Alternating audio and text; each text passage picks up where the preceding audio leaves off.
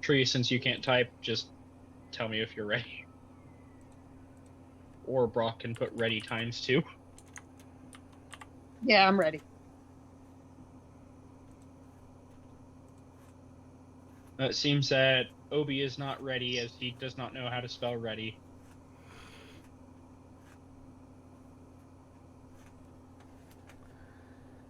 Come on, we watched enough SpongeBob as kids. We can do this. Yeah, you're...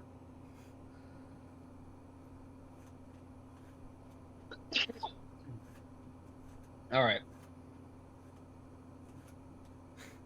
Alright, so everyone is ready. So, when we last left off, the party had just started their... Yes, Reddit. Had just started their journey out of Phandalin to the ruins of Coneyberry. Shortly thereafter their leaving of Phandalin, sorry, brain fog, of Phandalin, Ginkgo, who had been traveling ahead, had spotted a hobgoblin raiding party attacking some poor farmers. Coming back to the group to alert them of the situation, the party was able to ready themselves for combat. However, combat did not ensue immediately as Ginku, through Lothar, via throwing his voice and some very odd use of negotiation, decided to start talking, try to figure out what was going on, only for that to devolve very quickly, as turns out that these hobgoblins are kind of nasty people. So combat ensued, and we had started getting into things. However, we finished off at the start of Obi's turn. Obelisk, it is your turn. The hobgoblins... Actually, hold on, let me put some music on. Actually, is the music on? Why is there no play? Is the music playing for y'all? It's not for me. I hear it. Okay. Very odd. Forest Day and Cry Havoc, so it should be battle music as well.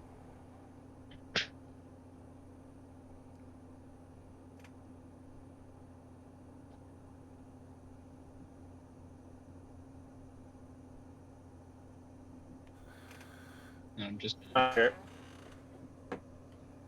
do all over again. Combat.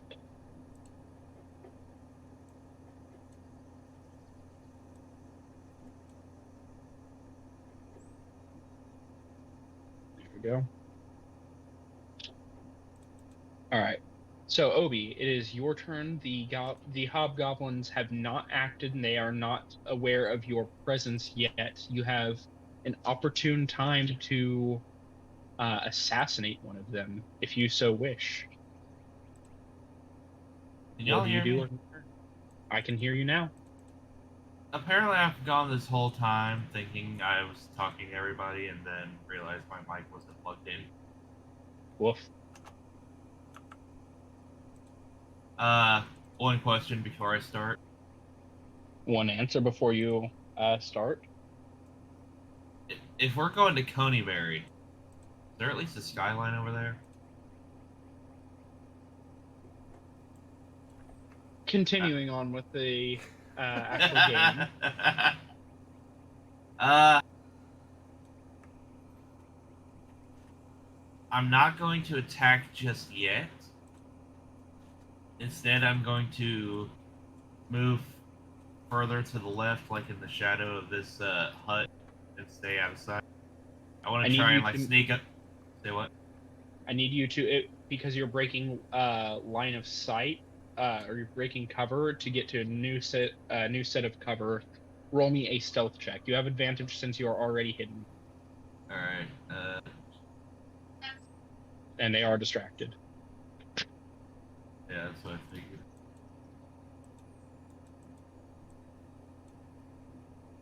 One is like sneak around and get the two in the back instead of aggroing all four.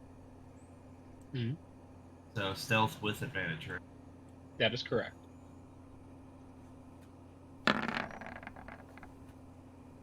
16.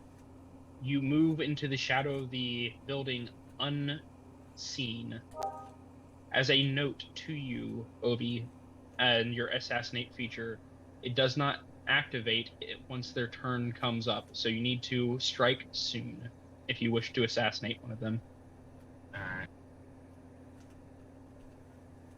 You can hold your action if you would so like, or you can attack now. However you wish.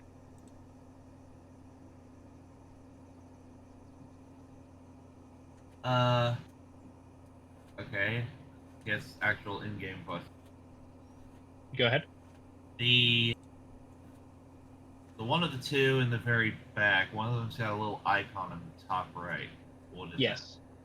That was the one that was giving orders, the one that you can assume is the leader. Oh, okay. Yeah, in which case I'm going to attempt to assassinate. Yeah, of course. Make me an attack roll at advantage due to your hiddenness.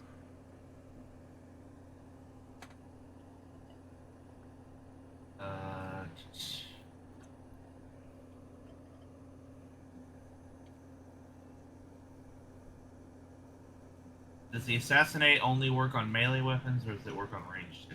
It works on any attack. Alright.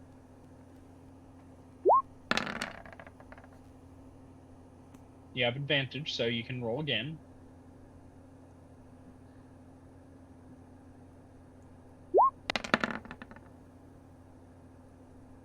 $17 each time. Looking at their armor class, that one would have a bow out at the moment, so they would not have their shield, so it would be a hit.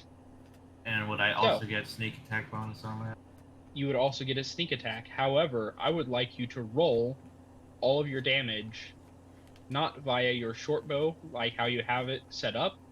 I need you to roll it manually, because this is an automatic crit thanks to your assassinate feature. So you will be rolling. You'll be rolling 1d6 for your short bow. You'll be rolling 2d6 for your sneak attack. Then you'll be doubling that to 6d6 plus your dexterity, for a total of 6d6 plus 3. So hold on. So slash R is 6d6 plus 3. You get an auto crit when you assassinate as an assassin rogue. Only works on the first set of combat. So how would you like to dispatch this hobgoblin leader by dealing more than twice his health in a single shot? My boy.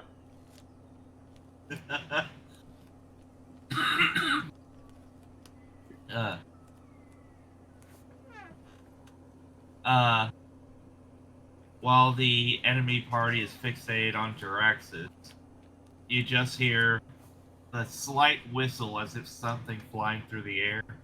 My arrow goes straight from one ear to the other, bringing a massive chunk of brain matter with it, and he just slumps over.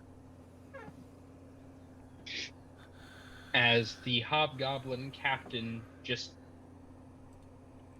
There's not even the ounce of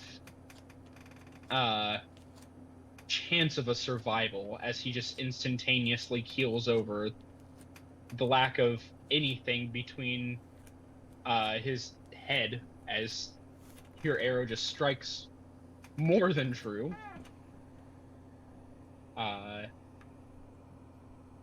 You now realize that a couple of them now see where you are, as attacking does break your stealth. You still have a bonus action that you can use to dash, to disengage, or to attempt to hide. However, you would need to break line of sight, and you are out in the open at the moment. Yeah, You can still dash back to the way you came, yeah, or you can stay where you're at if you so wish. Yeah, I'm gonna run away and try to have Jiraxis and the rest of the party come up and stop them.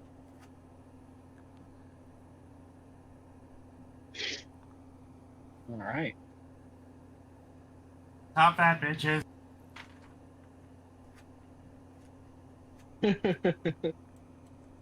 It is now Scarlet's turn.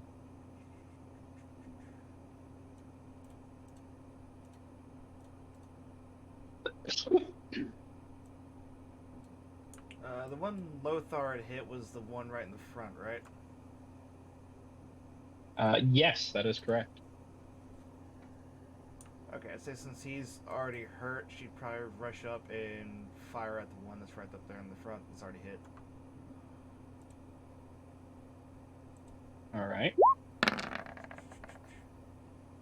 A 17. That one does have a sword and shield out, so that 17 would be blocked by its shield as it throws up its shield just in time, and the arrow thunks into the wood of the round shield that it has.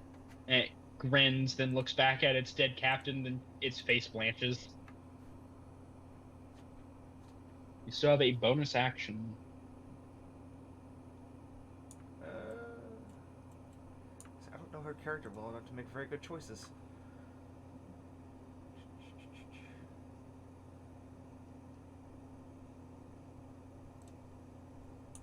Would her spider climb let her get over that hedge well enough? I don't know Yes, how it tall would. is. It's just tall enough, so it's like it's over head height. It'd take an extra 5 feet of movement. And I guess dash and get behind that hedge. Alright. Move right here next to Obi. Alright. Dash, you said? Yeah, that's what would let her move again, correct? Yes, but you already attacked, so you can't dash, because dash would be an action. Oh. Shoot. I guess I'm kind of stuck there. Or does disengage let you move? Disengage disengage does not let you move, and it would also be an action. Oh, then I guess I shall stay there. Never mind. Obi as a rogue has the ability to do stuff like that as a bonus action. Yeah, I suppose that's all she'll do. I wish I knew her character better, but It's all good. Alright. With their leader slain, the hobgoblins that remain need to make a check.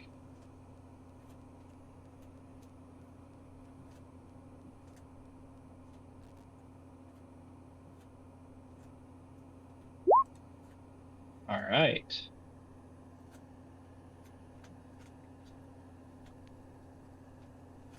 Bringing back some 2E stuff.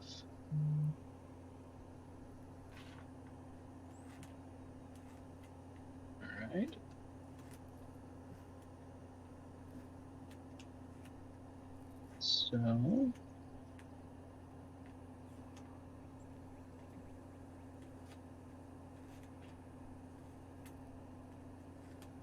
So that means 2 of them. We'll go with these 2 right here. The one that was right next to the one that Obi killed, and one of the archers are going to begin to flee. 1, 2, 3, 4, 5, 6. I'm going to take a shot as he goes. We'll go after Jiraxis with his shot.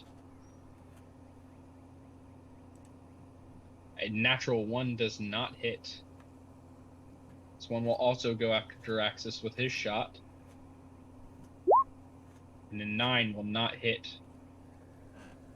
1, 2, 3, 4, 5, 6. The remaining ones, these 2 will go 1, 2, 3. 1, 2, 3, 4, 5. And they are both going to attack at you, Jaraxxus. Does a 22 hit? I had also taken the dodge action before everything ended, before I left. Gotcha. So does a 10 hit? No. Does a 5 hit? No. Alexa, stop. And lastly, does a 7 hit? No. You, keeping your blade up almost as a shield, you parry away one blow, parry away another. As the arrow flies towards you, you actually cut it out of the air. You're not going to be downed by these hobgoblins. It is now Lothar's turn.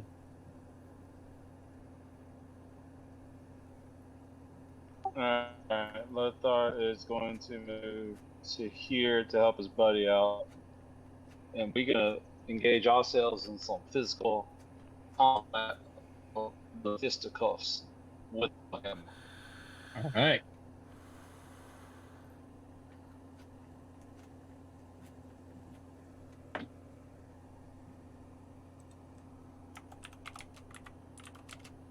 A 19 will definitely hit as you crack your warhammer down on this hobgoblin, dealing a significant blow. Seems to be holding on for dear life. You dealt a significant blow into his ribs, crushing the breath out of him, blood spewing out from his mouth as he coughs and looks up at you, anger and fear in his eyes. Anything else that you would like to do for your turn? Yeah, I'm trying to...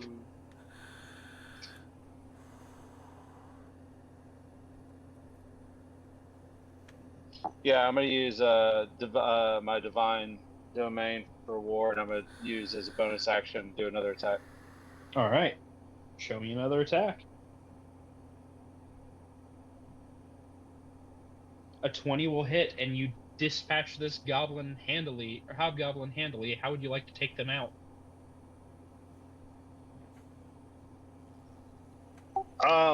So Lothar, which y'all actually really haven't saw him swing as Warhammer very much, rushed into battle. His first shot came across from over the shield, across shield into the face, and then the second shot he used that momentum and brought it back up and basically uppercutted into the jaw and dislodged his jaw. And I would like to do that much damage. I would like to have not decapitated him, but like it would have torn the flesh in the throat on the impact. Yeah. Flying backwards from the impact, the hobgoblin is very much no more.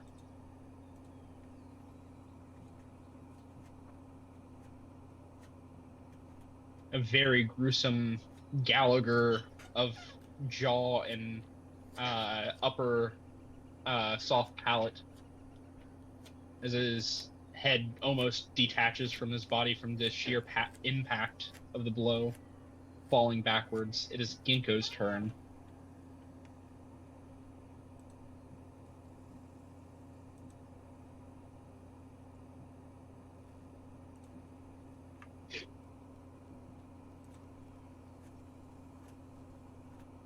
I'm trying to decide if I want to try and attack the other ones that are up on the hill, or can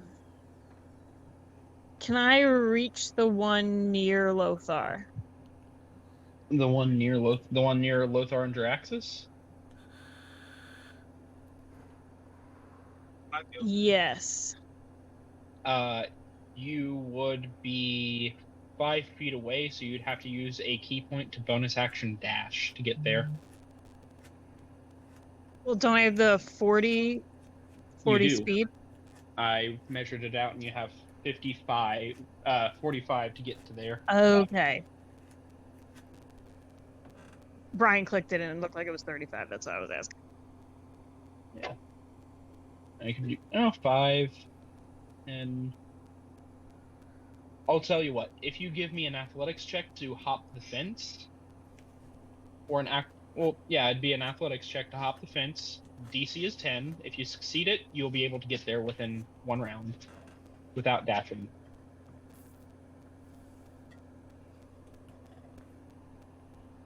What about acrobatics check? Because I'm not a small, but I'm medium character. So. Acrobatics is for falling and for catching yourself. Athletics is for vaulting and going up things. Oh, okay. Both are very both have their uses. Athletics 16 1 second. blows that DC 10 That was on out of his the wall. character. I don't know if that was. Yeah, that was hers. Yeah, that was hers. I should switch it over to Ginkgo while I do it like that. You're fine. Yeah, that 16 blows that 10 out of the water, so you are able to get to the hobgoblin within 1 movement without having to dash.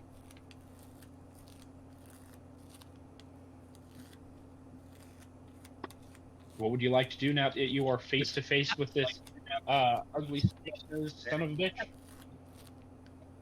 I'm gonna hit him with my quarterstaff, and then for a bonus action, use my key points and do unarmed strikes after that. You can do a single unarmed strike as a bonus action for just being a monk, or you can do 2 to do flurry of blows. Which would you like to do? Oh, I'll just do 1 unarmed strike.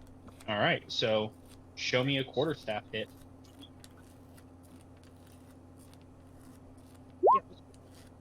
10 unfortunately does not hit, as you go to bring your quarterstaff down on this hobgoblin, but just like you caught the arrow in his shield, he was able to catch your quarterstaff and parry it away with his shield. You still have your bonus action if you'd like to do an unarmed strike, or you can do a key point for 2 of them. A 15 Because I will missed, not- I think I'm gonna use a key point to do 2. All right.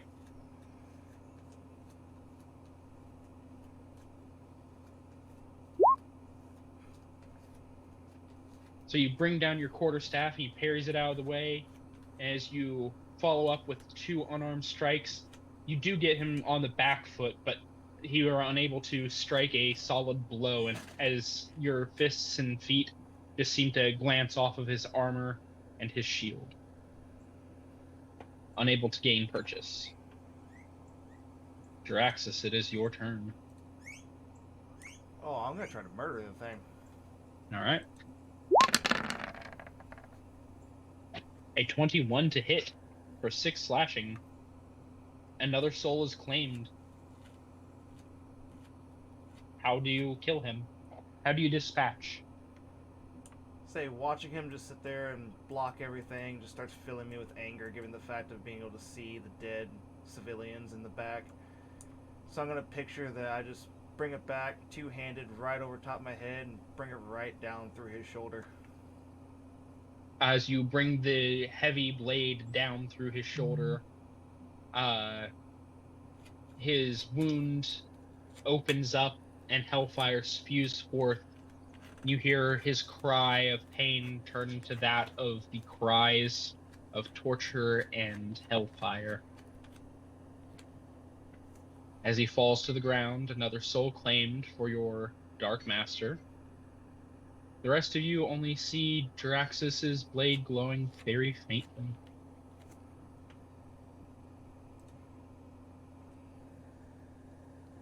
The rest of you do not see or hear the otherworldly aspects that Jaraxxus is experiencing.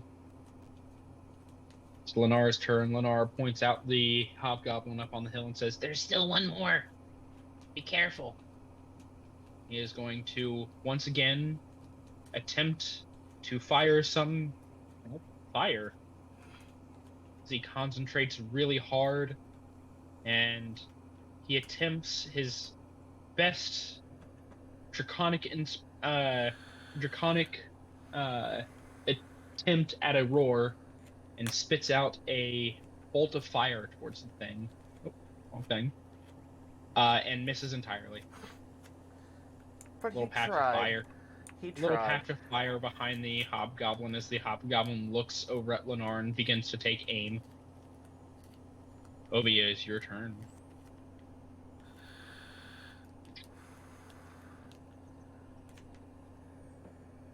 So, I'm effectively not seen by the enemy right now, right? Because of this hedge. They know where you are, so you still need to take a bonus action to hide. But once you are Yeah. successfully hidden, yes, you will be. They will not know where you're at. Okay, so I guess bonus action to go ahead and hide. Give me a stealth check.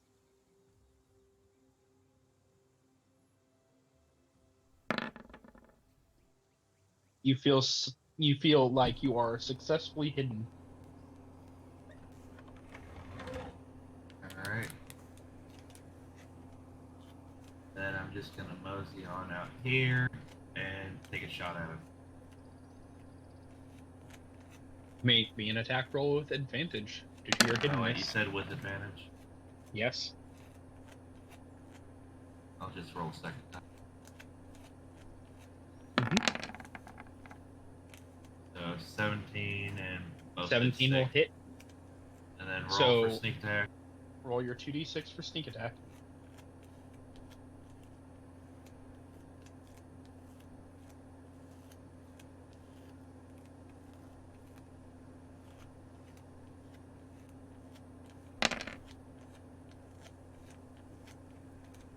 For a grand total of 13, you handily dispatch another one of these hobgoblins. How does he fall?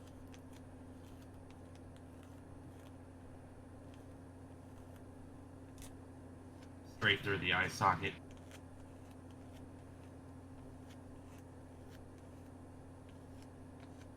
One second.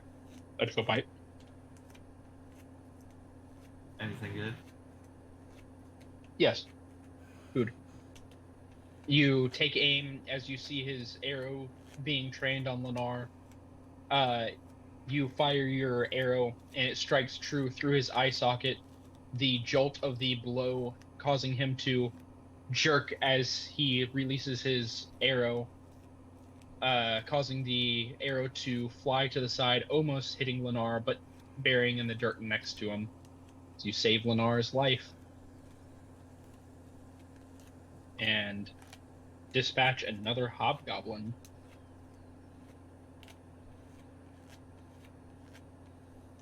Scarlet's turn. Wait, aren't they all dead now? There's 2 left that are running away. Oh, okay. If you would like to give pursuit, you can. If you would like to let them live and run away, you can.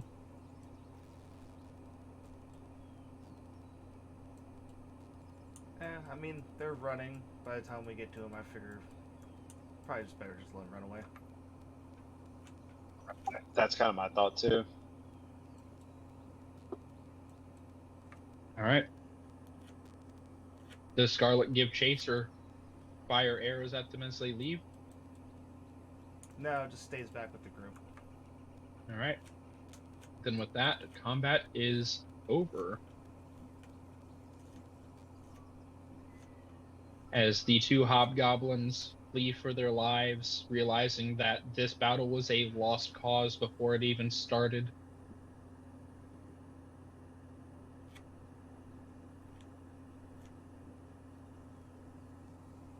I can now get rid of everyone. What would you like to do in the aftermath, if anything? You'd like to loot the bodies. You'd like. I walk up to Obi and pat him on the head, be like, "That'll do, little dwarf. That'll do." All right, Lothar, you'd like to loot You the pet body. me again. I'm gonna go 3 for 3 on these arrows.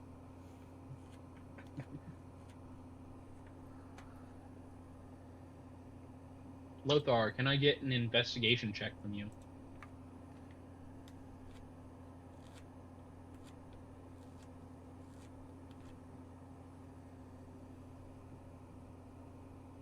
With a 9 investigation, you don't find anything out of the ordinary between the 4 hobgoblins that were killed within this battle, you notice that all of them, including the captain, are dressed in chainmail and have a shield. Their weapons seem shoddy, but at least decent enough made, as if taken from fallen adventurers or found in a old abandoned armory. They are kind of rusty, a little bit chipped, but overall decent enough. Each of them had a longsword and a longbow with a set of 5 arrows each. Well, I do say the best course of action will be to take the possessions, put it in the back of the wagon, and then what we will do from there is we will burn their corpses on the hill to rid this world of them. I do believe that these 2 farmers, we do need to bury them in a respectful manner. Do you also loot the commoners? I'd rather bury them with their own possessions. All right. I think Ginkgo would, knowing his husband maybe is not the most perceptive, is going to investigate the hobgoblins for other things, just knowing that they've lived off Ginkgo's lived off the land a little bit more. Make me make me an investigation check as Ginkgo.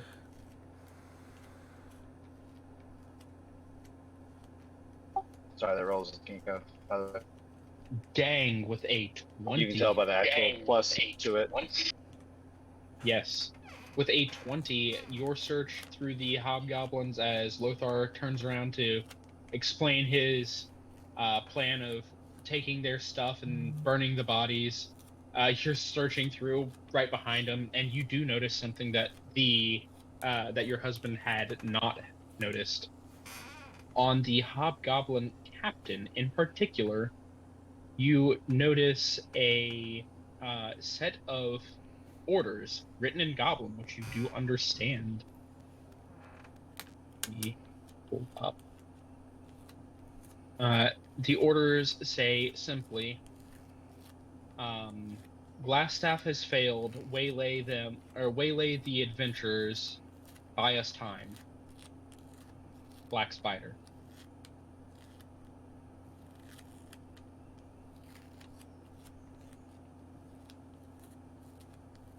Now I've shared that information with the group. Like, I've read it aloud, translated it.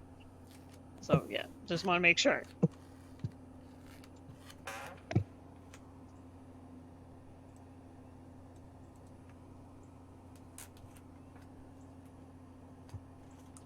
While they're all over there, I'm gonna go and check on Lennar and ask him if he's doing okay from the fight. Lennar nods and he says, Yeah, I'm not used to trying to fight, especially in sunlight. It's very bright out here. It's hard to see. I need to make him some sunglasses. What are those? You'll find out one day. You'll like them. I feel like I would be able to strike better against anybody who is being distracted by one of you guys. If you could, like, if it's okay, I'd like to target enemies that you all are targeting. I feel like I did better back when we first fought, when they were distracted by you, and I was firing at them with my crossbow. I agree. You should definitely stick in the back and definitely let them come towards me instead. Would you be okay with me firing fire next to you? I noticed you freaked out in the bar. It's something I'm learning to deal with. Okay, I'll stick to using a crossbow. I'll offer him a ride on my shoulders and head back towards the group. It's alright, I can walk. I appreciate it, though. as he starts to walk, you actually see him trip over a stone that he didn't see because it's so bright out for him.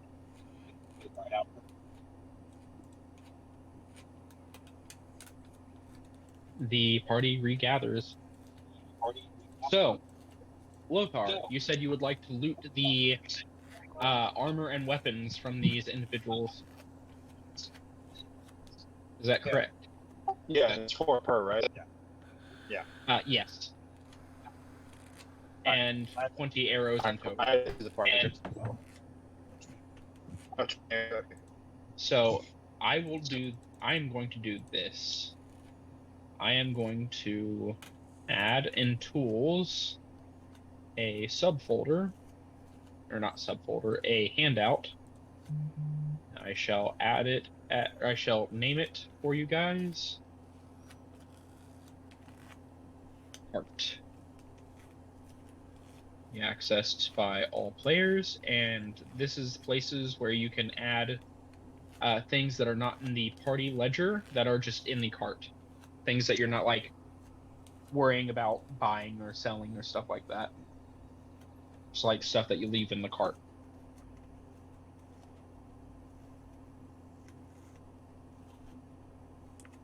I know. Now, because we're at the farm, and I'm a jeweler, can I attempt to craft him some sunglasses if they have any like stained glass or discolored or broken bottles or anything? Do you have a jeweler's kit on you? Thought I did, but let me check. Yes, I do. You do. All right. Make me an investigation check.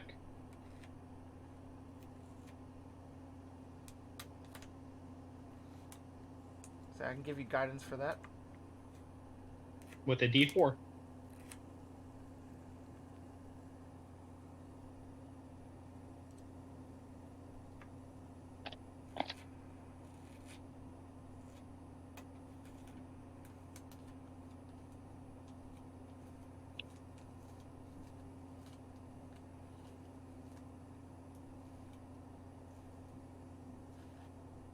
Second, we thought we rolled, but it's a little delayed. So if 2 comes up, we're sorry. It's all good. The first one was the real one. I am sorry. All right. And Draxus, that'll work.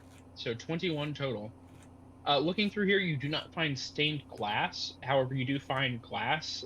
You feel like you could probably like cover it with soot. It might impede his vision, but it might help his eyesight and like not hurt his eyes in the day. You'd probably have to go out and actually to a legitimate glass maker to get some stained glass, or maybe find a old abandoned temple or something where they have like the stained glass mirrors. These farmers were not wealthy enough to afford such things.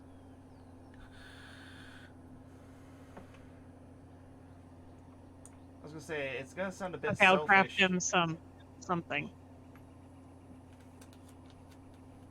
It's gonna sound what? I was gonna say it's gonna sound a bit selfish, but they said that this farm had food, and given the fact that people aren't gonna be eating it anymore, I feel like we should probably bring it with us so it doesn't go to waste.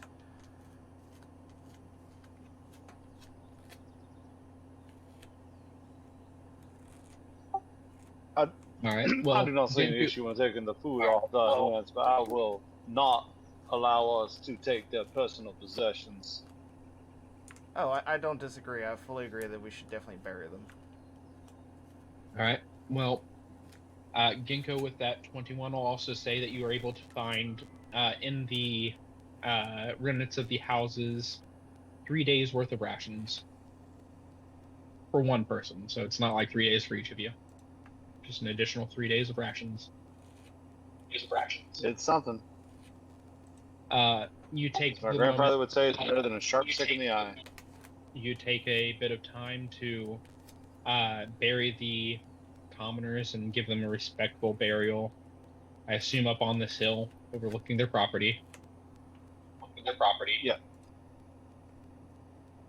Before you continue on, is there anything else you'd like to do before leaving this area?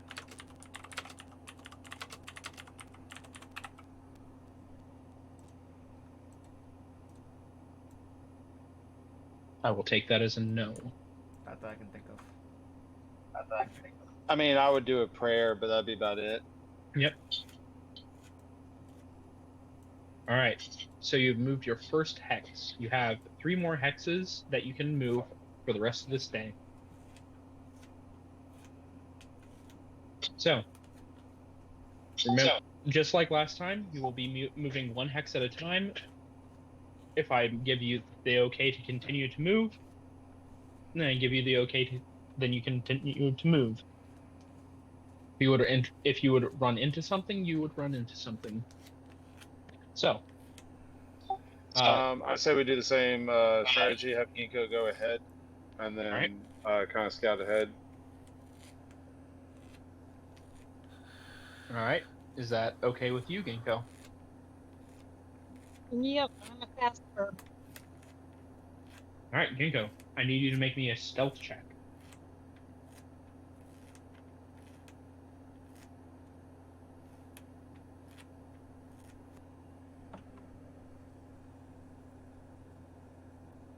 I assume the rest of you will be doing the same things you had been doing before.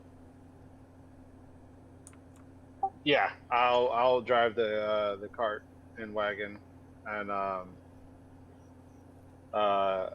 assuming Draxus is on point with me. Yeah, I'll sit up front with you this time. I already took some of Lenar's money. Took some of them. Oh, That's right. Who was sitting on the front with me?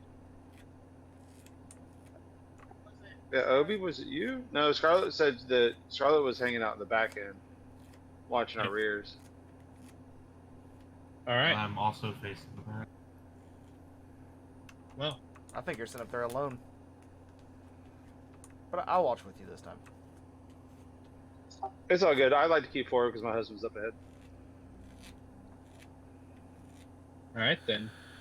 Draxus, you are the one who is going to be moving the token. I've changed it from Draxus to the party token, which is the D&D ampersand. Can you move it? Oh, yeah, it appears so. Do I gotta keep it locked in the hexes or on the trail? Please keep it locked on the hexes. So that's hex 2. You're good. Hex 3. You're good. Final hex for the night. Hex 4. You're good.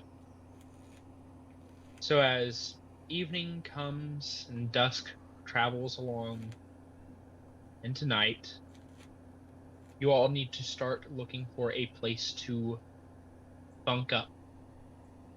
Now, Ginkgo, scouting ahead, you would know that there are some mountains coming up. There is also a forest off in the distance to the north of where you all are. Now you all can continue on a forced march and get to the mountains and get yourself some sort of cover for the night, or you can sleep out in the open. What would you like to do? As you relay the information about the terrain to your companions. I feel like if we do a force march, one more hex forward, and we get in the foothills of those mountains, we might have a little bit better of a structural area for defense and everything like that. Yeah. Yeah, because with the cart, I don't remember. And do what we was get the any downside. advantages? Well, I was asking, do I get any advantages because I have proficiency with land vehicles? Not for this. It's only for when you're moving through rough terrain. You would ignore the fact that it's rough terrain. So if you were to be going into the mountains proper, you'd just be able to go through them as if you were going on a trail. And what was the disadvantage for going force march? Force march, each of you would hold on, my earbuds are yelling at me to charge them, so I need to swap.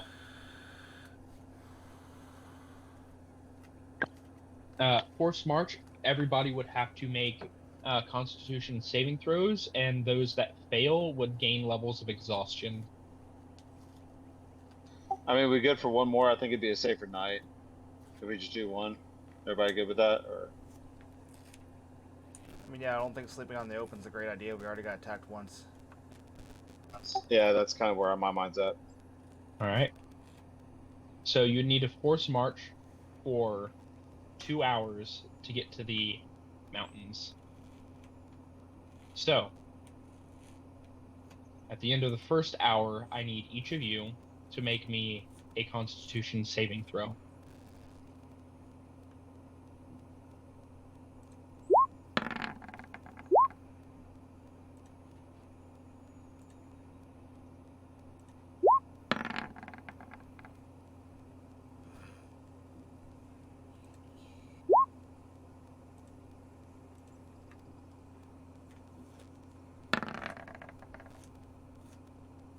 And Lennar as well. That's supposed to be at normal, not at disadvantage. Scarlet, Lothar, and Lennar. At the end of the first hour, you can feel your bones beginning to ache. It's been a while since you've had to march like this, Lothar, and generally when you were on long campaigns, you would wear lighter armor than this. You wouldn't be as Now, bad. questions. I'm driving a wagon, so You am are. I still feeling the same? It's still feeling. Okay. No, it's all good. I'm just checking. Like I said, argue for bonus. It's more the rules thing, because you can't always be putting weight on the wagon to help the oxen pull. Tired's tired, whether or not you're the one walking or not. Yeah. At the end of the second hour, if you would like to continue to push on, Scarlet, Lothar, and Lennar all have 1 level of exhaustion, which means that they would have disadvantage on ability checks. Wouldn't that get fixed when we go to bed? It would. Okay. I say push it one more. I mean, let's go for it, y'all. Is there? All right. I mean, how's everybody else feeling about it? I mean, you can get 3, and we're getting ready to go to bed anyways. like Bon Jovi said, we're halfway there. Whoa, living on a prayer. Isn't that right? You get 3, so I mean, it doesn't really Lizard matter. on a chair? You get 6 before you die. I mean, yeah, I'm saying, like, given the fact we're getting ready to go to bed anyways, it's like, we'll make it there anyways. Yeah, So 'cause we only need to do one more check, right? Yes, exhaustion levels are as follows. If you have 1 level of exhaustion, you have disadvantage on ability checks. If you have 2 levels of exhaustion, your speed is halved. At 3, you have disadvantage on attack rolls and saving throws. At 4, your hit point maximum is halved. At 5, your speed becomes 0, and at 6, you die. Why don't people Well, like to damn. sleep? Yeah, we're only doing one more. However, whenever you finish a long rest, your exhaustion goes away by 1 level.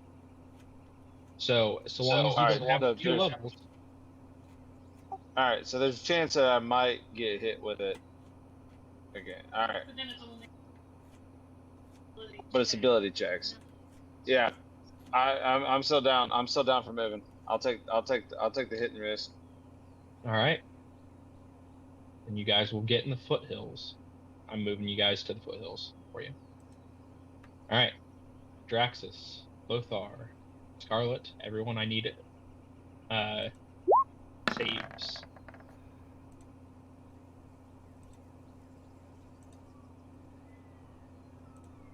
Since my husband rolled a natural 20 on his can the kiss make my exhaustion go away with love?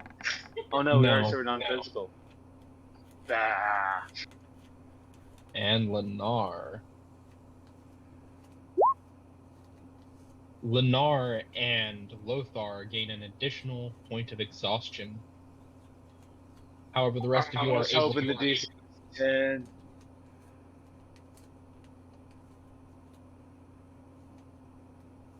getting to the foothills of the Star Metal Hills, which is the mountain, or which is the hill range, both up here and down here. They connect further on this way.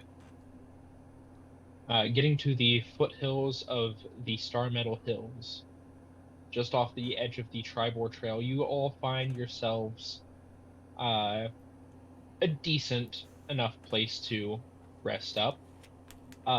We'll say, who would like to make a survival check to see how well of a camp spot you can find? Sorry, what am I rolling? Survival. Who would like to make a survival check? Just find the best version of a campsite that you guys can get. Ginkgo with a 13. And Obi with a 22. So, Ginkgo, you start looking for a place to camp, and you eventually do find some place. However, it's a little in the open, then all of a sudden Obi just pops out from behind a tree because apparently Obi can be super stealthy now. And he leads you to a spot just off the side of a small trail with enough tree cover that your fire would be able to be hidden, but you'd also be able to be close enough to a trail to be able to hear anybody coming by.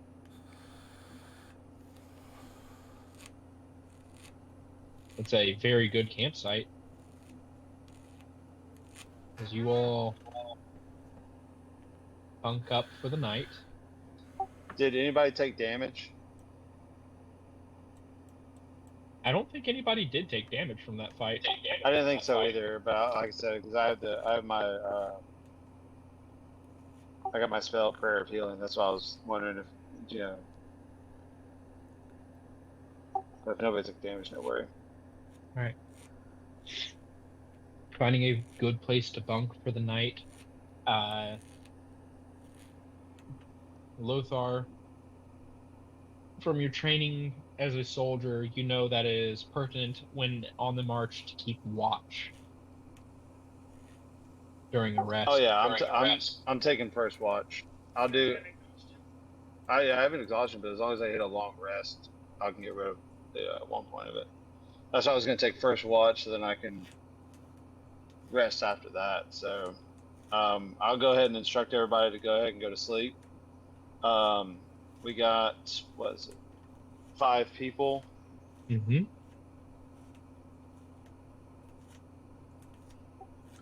In 5th Ed, you can split the time for a long, or do you need to have a continuous? You can. 'Cause you don't need time. the. Yeah, because you don't need the 8 hours continuous sleep anymore. Okay. That is correct. So I'll do the first, let's say 3 hours, and then if someone, well, no, with what we got, I can do the first 2 hours. So what it is, And then is you need 8 hours of continuous downtime. It does not need to be sleep, but you need 8 hours of continuous downtime. Of that downtime, for anybody who does not have an ability that allows them to like forego sleep, 6 of that hours do need to be sleep. Minimum. Yeah. Yeah, so I'll keep first watch for the first 2 hours if someone can relieve me after that. All right, so Ginkgo will take the next 2. Who wants to take the next 2? I'll do second watch. So you'll be third. So I was gonna say 2 people can go on watch at the same time. Oh, I didn't it know. might be beneficial for me and Ginkgo to do it at the same time at the start, just because I'm gonna have the ability score, I have the ability modifiers, the disadvantage. Lennar, not used to adventuring, is going to sleep the entire 8 hours. Fair enough.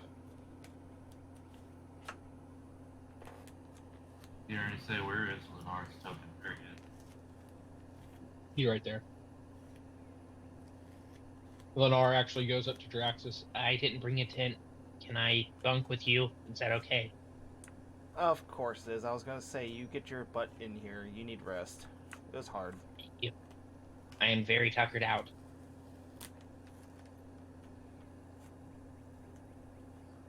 Alright. So, Lothar is going to take first watch with Ginkgo, is that what I understand? Yeah. Alright. Obi's taking second. I'll go with them. Draxus as well. Well, I think it's better to have 2 sets of eyes looking out anyway, somebody could fall asleep. Okay. Who's going to take third watch and fourth watch? Overwatch. And Overwatch. I mean, I could say it could be me and Scarlet, given the fact I didn't really expend anything. I didn't get any exhaustion either. You can only take 2 hours that are not. You need 6 hours of sleep. Oh. At minimum. So pretty much how it ends up is 4 people, because they based it off of a 4-person party when they made D&D 5e, with 1 person for each of the 4 watches. So there's 4 watches in a night. So Brock and I were doing doubling up. You can Brock and double we were up doing because double because he has exhaustion, so he's getting disadvantage rolls. So if we have to do a roll for like perception or something, he's at the disadvantage. That's why I'm joining him on this one, because he has exhaustion. So you guys could probably take solo watches. That's why we were doubling up. Fair point.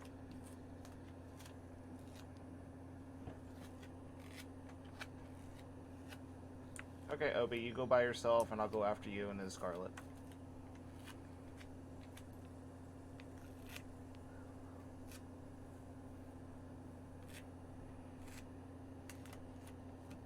Alright. So, Ginkgo and Lothar, for the first watch, as your companions bunk down, snuggle into their tents or their bedrolls, I need a perception check from both of you.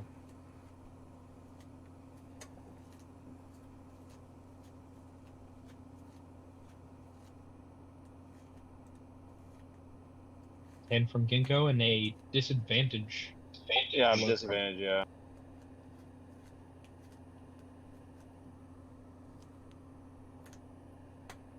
$20. Dang. Even with disadvantage through that tired eyes, your military training keeps you focused deep into the night. The sound of twigs cracking, Lothar, catches your ear, and you turn, and on the edge of the firelight, you see what looks to be a visitor. Not a hostile one by any means, but you see a tiny little raccoon digging into one of the Oh my God. tasks. The raccoon looks up, its bandit mask glowing in the firelight, its tiny little eyes lock with yours, and it chitters at you. Well, hello there, my beautiful little bandit friend. How are you doing this fine evening? Are you trying to be friendly towards it, trying to get it to come towards you, or Hell yeah! make me Even an my animal characters handling love check? raccoons.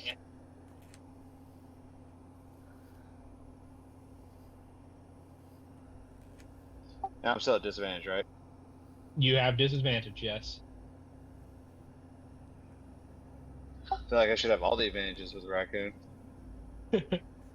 With an 11, it is easy enough. The raccoon chitters, and you offer it some food, and it does that little, I don't know how to describe it, where it puts its front paws forward and kind of like pushes itself, and it kind of like bunches up, stretches out. I don't know how you describe it. It's I'm little sure baby you've just seen a begging for food. That's all it is. Yeah. It's just little baby just wanting food. That's all. That's fine. It sniffs at the food, takes it from your hand, chitters at you, and then scampers off into the woods. I love this. That is your watch. Other than that, the watch continues uneventfully. Do you remember who you need to wake up for the second watch? Yeah, Obi. Obi. Yep. You are awoken by Lothar and Ginkgo. It is your turn to take watch. Remember, My you dear can friend, also, keep your eyes peeled. as a note, you can also I saw use a raccoon. your watches to roleplay if you so wish.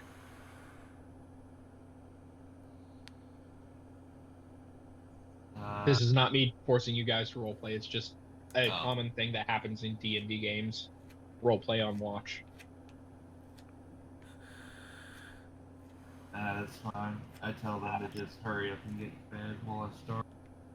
And I actually think that what I'm going to do is I'm going to climb this tree up here and get an aerial view, since it overlooks Alright. what I can tell is the only pathway that would get into our camp. Alright. You have all the time in the world, so we'll say make an athletics at... You don't have an exhaustion, do you? No. Okay, make an athletics at advantage. Since you're not, like, rushed or anything.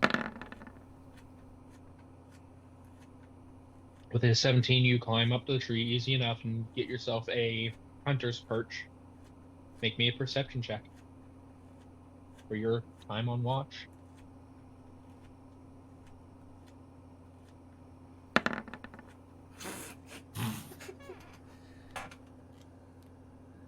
Sitting in that tree, it's actually kind of cool against your skin, and the night breeze is very calm and relaxing, and before you know it, you feel your lids slowly drooping, and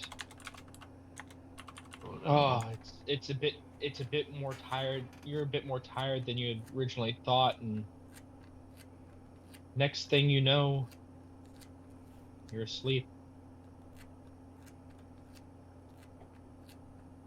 There's no one to wake Jaraxxus for his shift. Therefore, there's no one to wake Scarlet for her shift.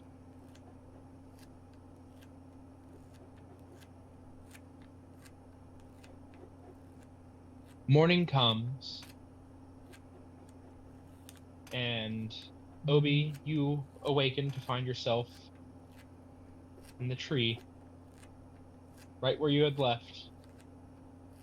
Right where you had fallen asleep. The rest of you wake up fully rested, ready to take on the next day.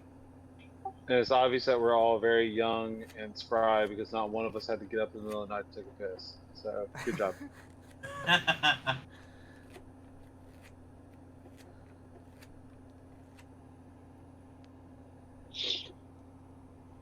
Yep. Well, good morning, my friends. How was the evening's events? I mean, I slept fine. I say looking around and I'm like, wait, where the hell's Obi?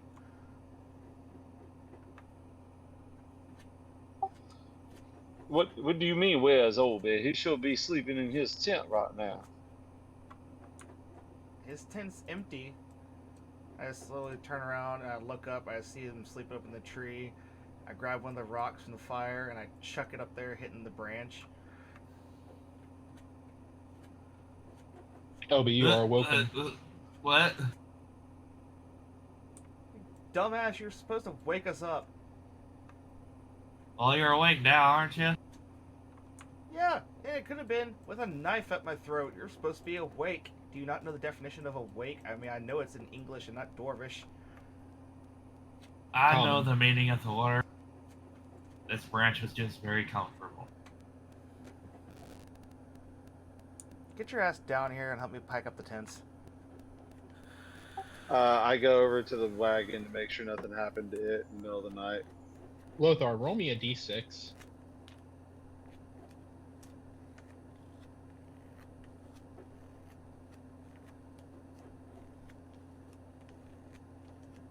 Six.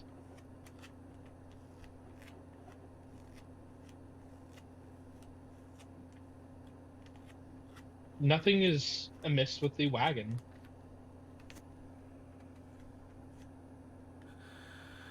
My dear friends, we are lucky at this kind of adventure that nothing had occurred to these wagons and these oxen while we are asleep and no one was watching guard.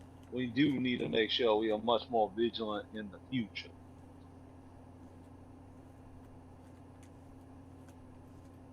Yeah, OB. I say, kicking him in the butt.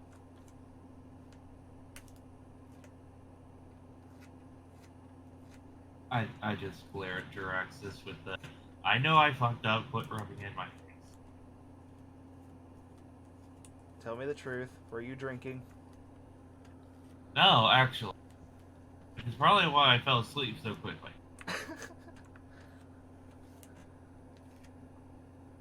I haven't had a drop of alcohol in me since we left Vandalie. Shitty ass dwarf, you ask me. So, breakfast and back on the road. How's that again?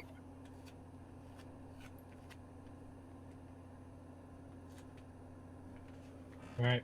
So,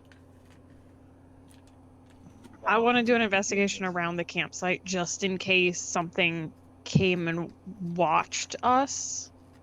I just kind of want to like make sure there's no signs of anything that tried to observe us in our sleep with our all right, guards asleep.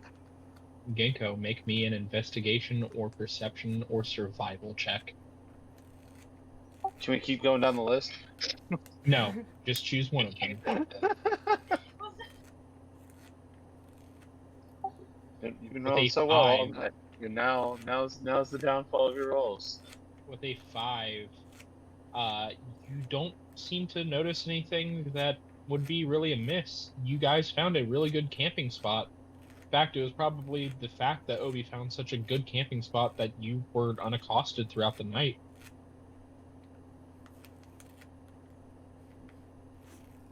I guess we do have to give him that, even though he fell asleep.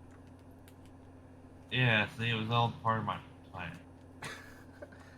Alright, and so now I only have 1 point of exhaustion, me and Lennar do, but that means all my ability scores are at disadvantage. Your ability checks are at disadvantage, which does Okay. include your initiative rolls, as a note. It's not like they're ever good anyways. You have 4 hexes that you can move today. I would recommend that since we are able to, I'll convey this with Ginkgo at the start, but since I can navigate the foothills well with the land, my ability for it, we need to use it and stick to it instead of jumping directly on the trail. I'm not necessarily like I don't necessarily mean like going all the way over the mountains, but like I'm just gonna move it real quick just to show it. But like we can move like here, you know, and here, sort of a deal, as opposed to Going off to the trail. yeah, exactly. So like so like we can go here instead of here, or you know, somewhere more in the open, so we can kind of keep a relatively safe.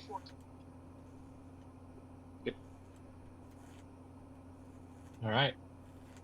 Is that what you're going to do for the day? Yeah, everybody good with that? Ginkgo, go ahead, do the scouting as per the usual. Yeah, I agree with it. Figure we can follow the mountains the whole way through and then just cut up.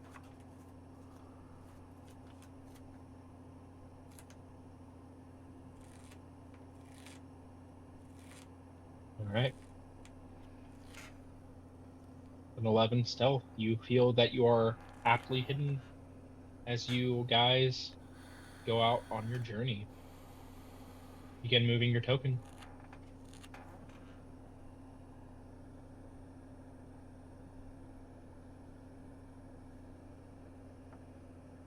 Token move 1. You're good. Continue. Token move 2. You're good. Continue. Token move 3. At this point, Ginkgo would be coming back to you, noting that there is a choke point ahead. A good point for an ambush, and there is, from that stealth, you would have been able to stay successfully hidden from the few enemies that were in the area. Now, you have a choice. Since you know this is where it is, for your last move, you can go back to the trail and avoid it, or you can continue on your path and encounter it. What if we went like, okay, so is it here or is it here?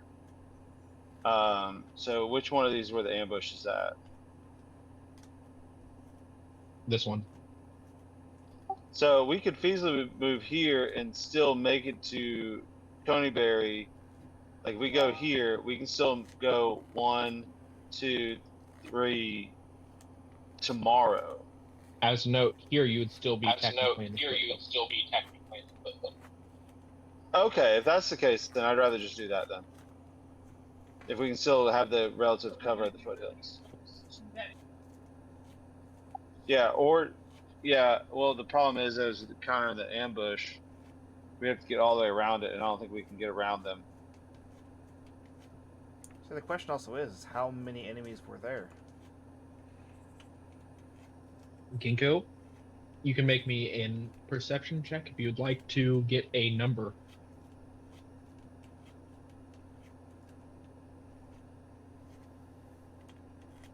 It's not amazing, but it is a little bit. 1 second. I just took a bite. With an 11, you'd be able to know that there are roughly 4, and it was more of a scout force than anything else. Not a full-on war band like you had encountered before. Now remember, everyone, I did discover that note that said to stop the. What did they refer to us or them as?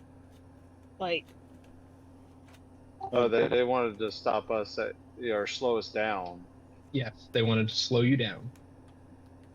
That is true. We should probably head north and keep right on trucking, because if they want to slow us down... That's what I was thinking. Avoid the confrontation all the time. but this is a scout group. This isn't a group that would be necessarily trying to stop us. They're just trying to keep them appraised of our location. Do we want to knock them out so that they can't report our location? I don't know. I'm asking. But if they're scouting, though, they can just not engage us at all and report location, because they don't know that the people from yesterday failed.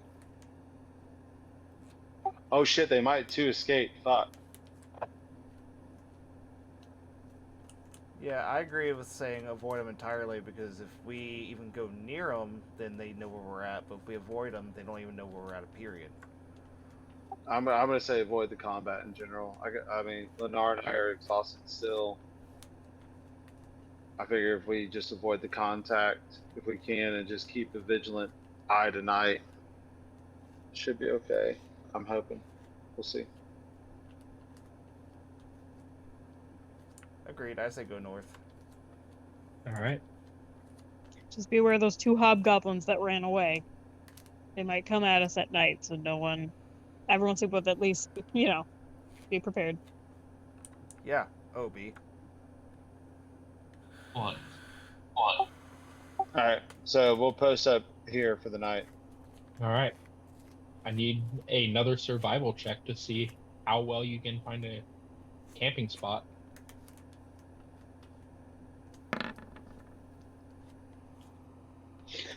With a 12, your camping spot isn't as hidden away as it was yesterday, but you still feel it's decently hidden away from most prying eyes. And since you all are still in the foothills, I can still use the same map.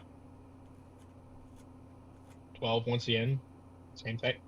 Same thing. Alright, same plan for watch. Okay. This time, I think you and Geeko do a first watch again. That way you get the full 8 hours to get rid of that last bit of fatigue or whatever. And then I guess I'll have either Jiraxis or Lennar accompany me to make sure I don't fall asleep again.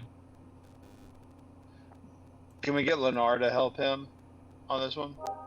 Vanar nods. Yeah, I kind of. I'm one of your adventuring companions too. I should have helped out with the watch. I'm sorry about that. I was just really tired. My dear friend, it is no worry. You are new to this arduous journey in which we are embarking on. I understand that issues may come about, and that's what we're here for. We are here for each other, and we're here to help.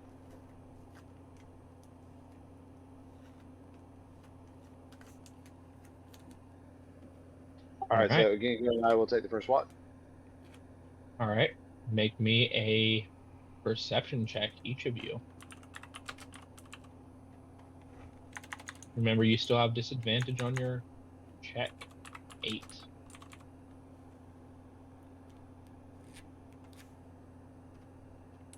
And Ginkgo.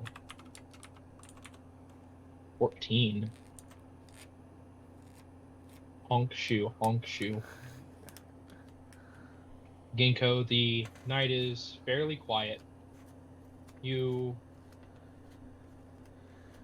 faintly hear rustling in the trees, and you're pretty sure you see a bat,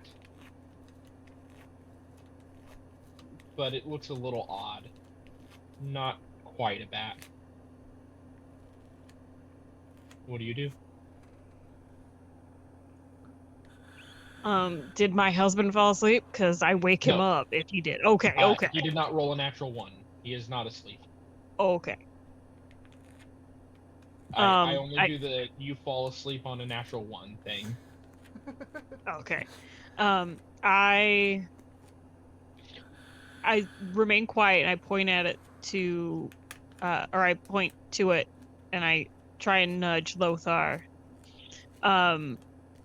Trying to place what is off with it. Lothar and something- Ginkgo, since the both of you don't have low light vision or dark vision, it's very hard to make this out. What this could be.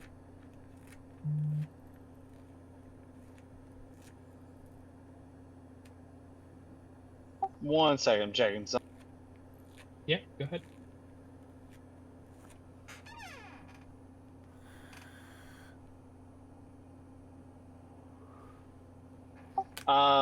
I cast light on my warhammer, Okay. and I slowly start approaching the bat. So, casting light on your warhammer, it's very bright, and honestly, it probably stirs your party members. Not enough to waken them, but like just enough to annoy the shit out of them while they're trying to sleep. Oh man, we're here to protect you. You hold the light up into the tree, and you notice that it is indeed not a bat. It is a wild animal of a type, though. You would know this as a sturge. They're nasty little buggers. They're kind of like vampire bats mixed with mosquitoes. I just heard a very, very loud fuck them from my wife. You okay in there, baby?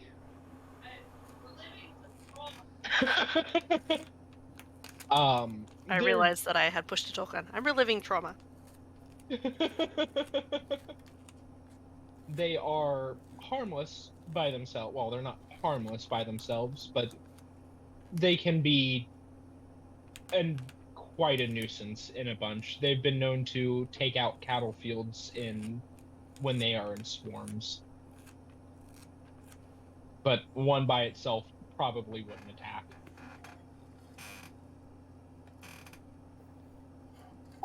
My dear creature, if you would please calmly leave us, I would much appreciate it. This I'm exhausted still, like I'm just talking to this like it's a person. this thing, it I don't know if you actually, most of you probably don't know what a sturge is. I do. Let me show you all what these things look like. I shall put it in art.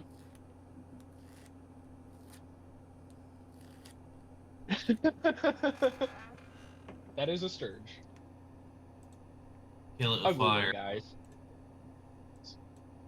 Kill it. Kill it now.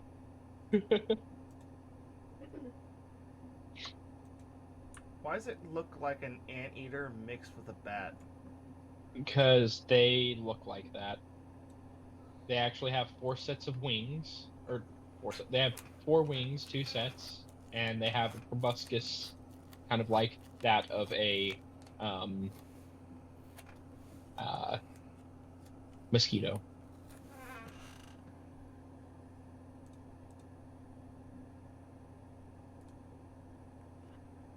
The sturge kind of it scatters on the branch, kind of looks at you, tilts its head, flaps its wings a little bit, flies overhead.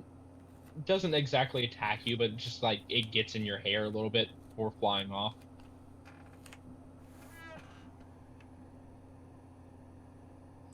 The nasty bugger.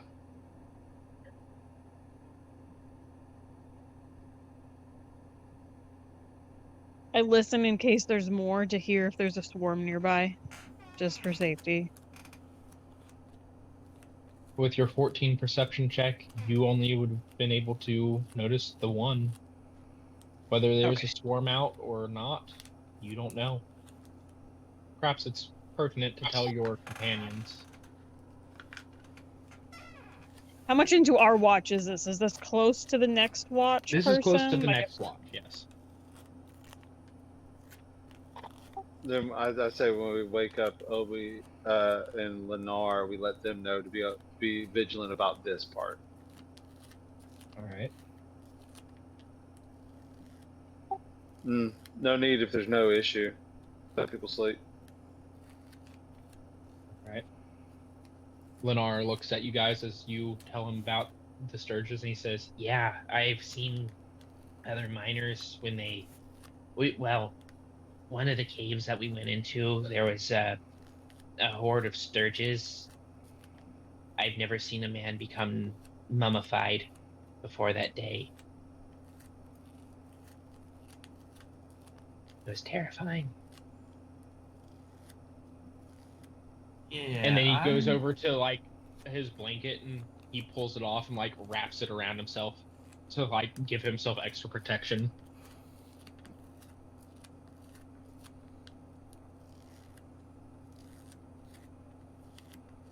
Yeah.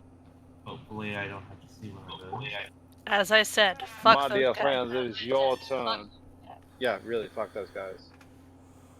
Though anytime in D&D the term swarm is used, it's never good. No, it is not. Not once has anybody ever said, it's a swarm, and you're like, we got this. Yay! All right. So, Obi, I need you to make a perception check. Hold on. Lenar is still tired, so he's going to make a perception check as 2 at disadvantage.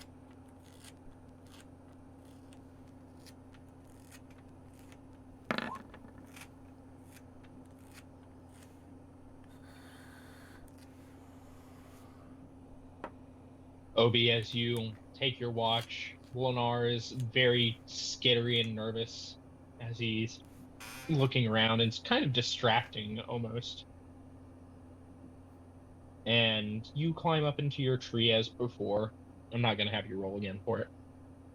Climb it into your tree as before, and you start looking out, and then you see one of those sturges that you were warned about pop up right next to you. Fuck. And then another. Fuck. And then another in a different tree.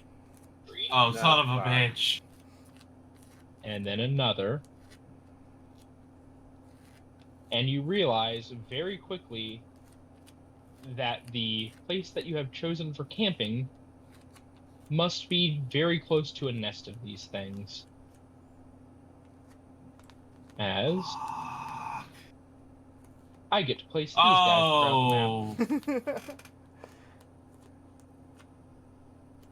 Oh. Just so we have a person who can, since we have a person who is not able to see what's going on, can you see what's going on, Kaylin? No. All right, I'm going to bring Triss out onto the map so you can see what's going on, What the fuck is but you are not actually part of the. What the fuck is a combat. Triss? Isn't that what you named your character? No, I thought. Oh, okay. I thought someone said, "What the fuck is a Triss?" That's what I did say that.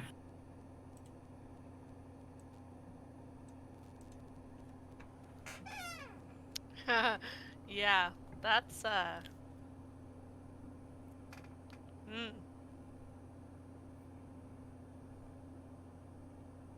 All right.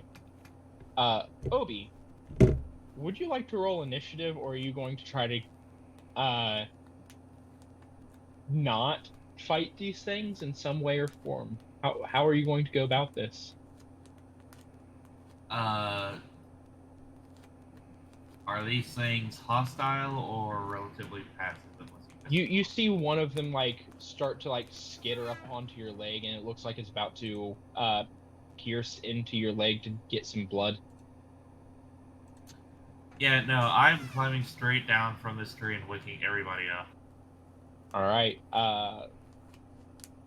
Everybody, you hear what do they hear as Obi climbs down the tree and goes to wake everyone up? Just an ever increasingly loud scream. Like Obi is just seeing like something that came straight out of his nightmare, and he's not waking up from his dream. It's pretty much a Sturge. All right. Can I go ahead and let everybody know real quick, just so you're aware? You may be able to grab a shield, come out of your tent, but you didn't go to sleep in your armor. Yeah, that's one of the fun things about night encounters. Mm-hmm. Obi is suited up because he was able to have time to get into his Yeah, armor. Obi and Lennar would be, but everybody else, remember, you're not going to have armor.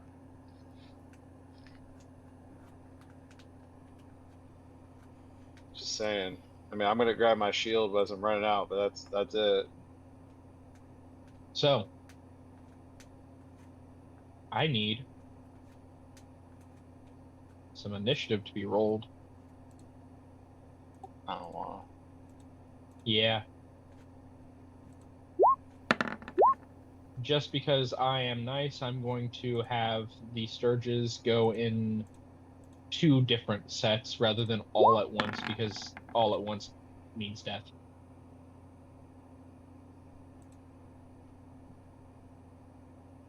Why do all the monsters come out at night? Alright, I see Jiraxis, I see Ginkgo, I see Jiraxis. Oh, for Jiraxis. Sorry. Oh, Wrong one. no, it's fine. Do Lennar. Oh, so okay, it still showed up over there as mine. Okay, cool. Yeah, I did Lennar. All right. Oh, you chose Lennar's? I accidentally rolled You still have Lennar access to on Lennar? the turn order. On the turn order, though, it showed up as mine because I had clicked on my token. Yeah. Does that make sense? Yeah. You have disadvantage on your roll there. I thought I did do disadvantage. Did it? I should. I mean, I'm set to disadvantage. Where is it? I mean, I'll roll it again, but like I'm yeah, set only to roll disadvantage. one. I'll take that rolled one. to see what shift it come on, and it said it was second shift. I actually need to roll again for Lennar. Actually, I rolled disadvantage for Lennar. It didn't do disadvantage for Lennar. Odd. Yeah. I guess it doesn't do it for. It doesn't do it for initiative for some reason, which is odd. I mean, it's alright. I mean, I still got 3 on mine, so it's not like it changes a whole lot. All right. So 311 for you. 311. All right. Descending order. Let us add some combat music for this one. Oops, my bad.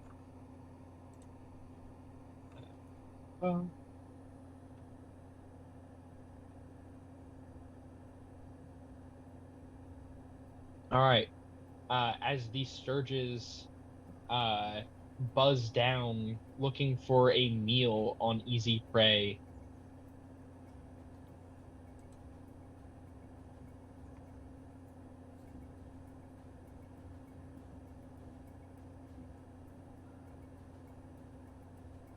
So they'll go here. 2 will go after Lennar, and 2 will go after Obi.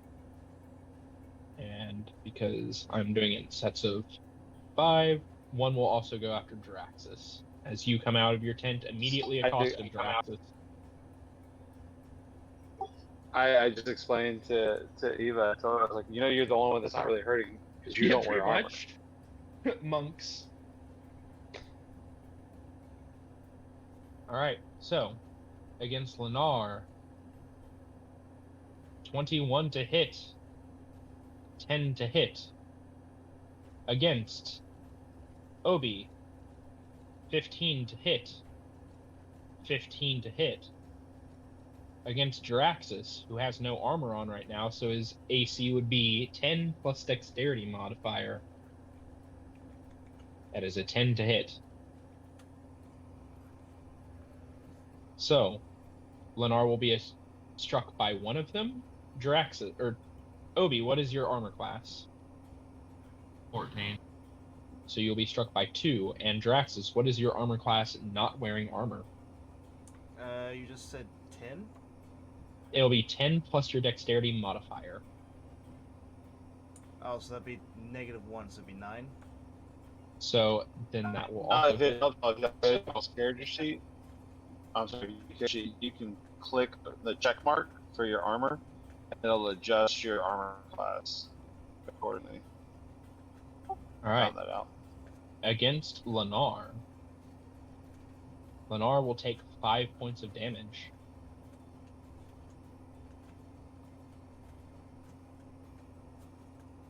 Also, this is in GM. I just realized that. I hate the fact that these default to in GM roll. But Oh, taking my armor off, it It's says I the have armor digital class of DM 11. screen.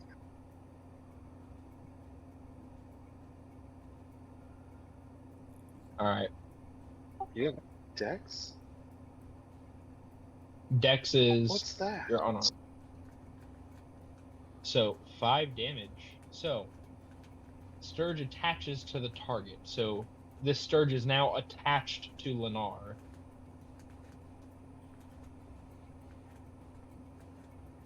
After dealing 5 points of damage sticking to his body, against you, Obi,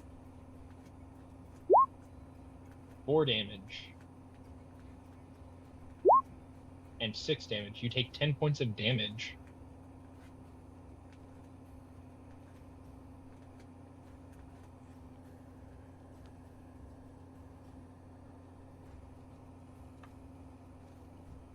And these 2 buggers are now attached to your body. Alright, Draxus has them attached on him. And Jaraxxus, you take 7 points of damage. And you have 1 attached to you. It is now Lennar's turn. Lennar is going to freak the ever-living fuck out because he has seen these things and what they do before. And he is going to take out his daggers because he has a dagger and a short sword from last time. And he is going to attempt to stab at the one on his arm.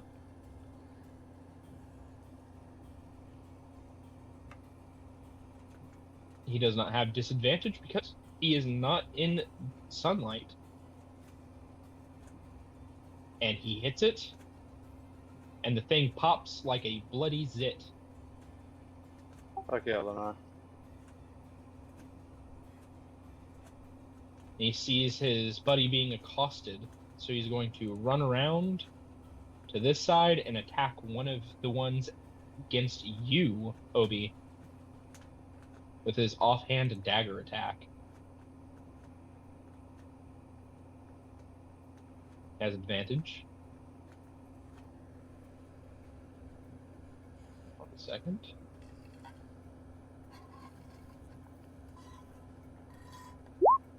That's a 16 to hit. That will hit the Sturge. Dealing 2 points, and it additionally pops like a zit. A bloody zit. Obi, you are now coated in the warm sanguine ichor of your own lifeblood as this scourge hops on you, coating you with your own life. It is now your turn. You have one still attached to you, and one is flying above you. What do you do? I'm gonna swing at the one attached to. All right, make me an attack roll. An 8 misses. You go to swing at it, but you realize that the angle and the speed at which you are going to stab down, you would end up stabbing yourself, so you pull away just in time as the surge continues happily sucking away at your blood. And I use a bonus action to chug a potion.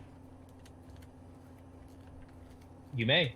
Roll me a 2d4 plus 2 for your potion.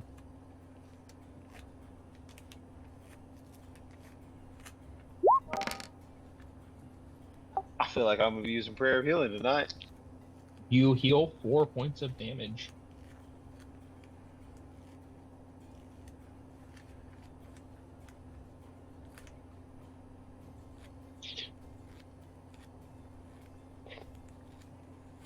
Alright. It is pass now turn. Scarlet's turn. Awoken by the scent of fresh blood, quite literally, and looking out to see her companions coated in their own blood and these tiny little bloodsuckers flying about. What does Scarlet do? It's funny, I was going to say the same thing. I feel like she'd look at Obi, covered in his own blood, and just kind of like lick her fangs, and then rush over to where the corpse the other one was, so she can reach both, and go for the one that's attached to him. Go to the one that's attached to Obi.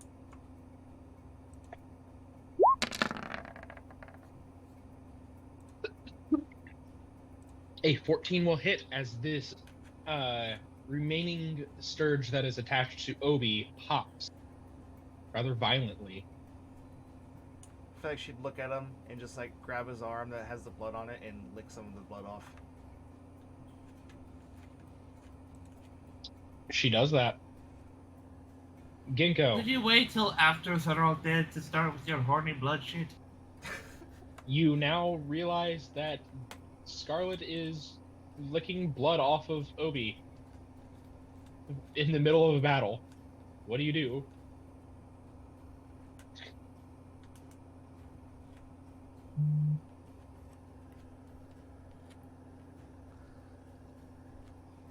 Now, have I encountered vampires before? I feel like I may have in travels, or have I not?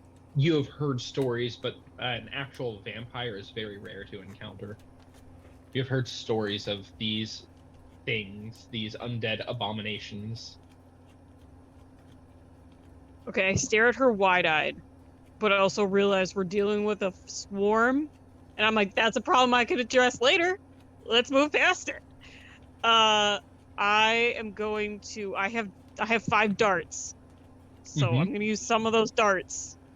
I'm going to attack some of the ones flying because no one else has any attached to them, right? Jaraxxus has one attached to him.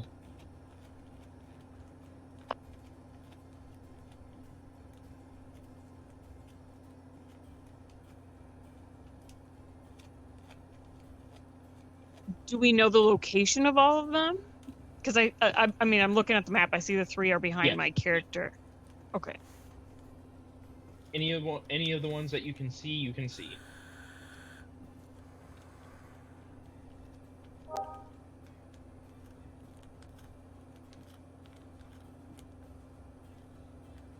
Okay, then I'm going to move so that I can get the one on Draxus. All right.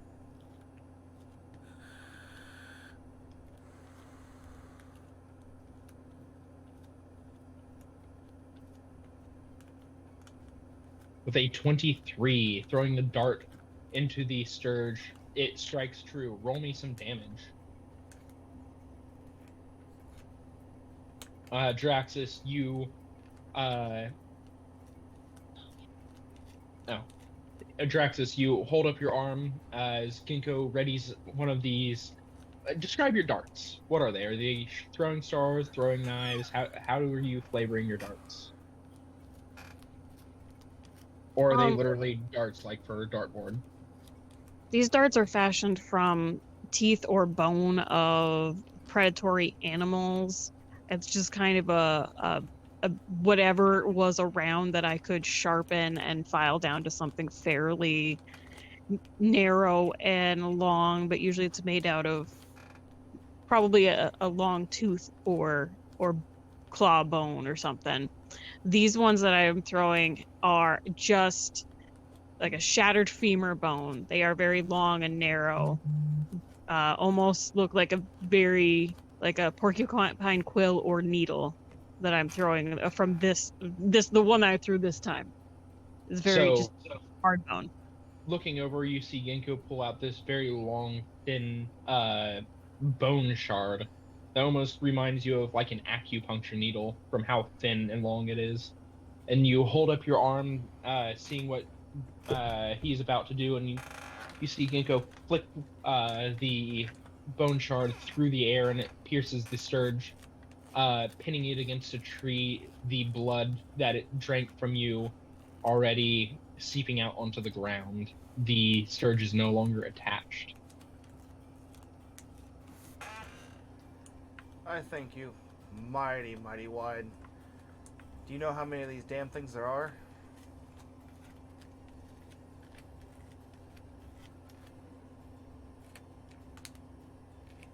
There are 6 left alive. Not for long. Ginkgo, you still have your bonus action. There's one next to Obi flying down, about to accost him. Would you like to turn and smack it? I do want to turn and smack it. Roll me some unarmed strike.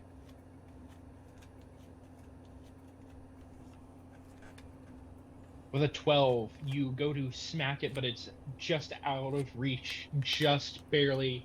You feel the wing beat disturb the air as your own feathered hand disturbs the air, and the sturge almost does like a little bit of a spiral as it loses its balance from the wind before righting itself and going in for another attack. You still have your key points if you'd like to do an additional one, or you can just leave it at that.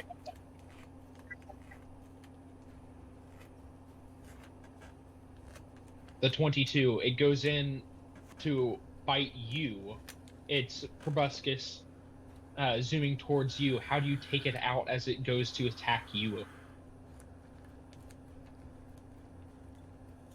As it swoops in, I go to bat it down, and I just, with all of my claw hand, just grabs it and just slaps it onto the ground and watches it explode underneath. And I just wipe my hand off on who's next to me. I'm wiping it on your Obi clothes. and Draxus. I'm wiping it on Obi because, let's face it, isn't he already being licked the blood from him from Yeah. Scarlet? All right, that takes out the first set of sturges, all 5 of them. Good job.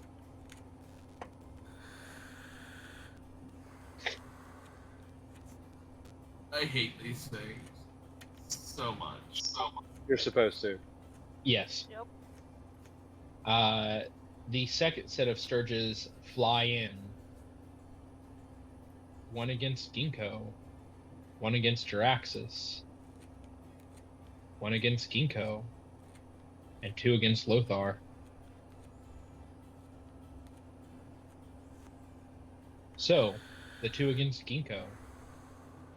It is a 13 to hit and a 24 to hit.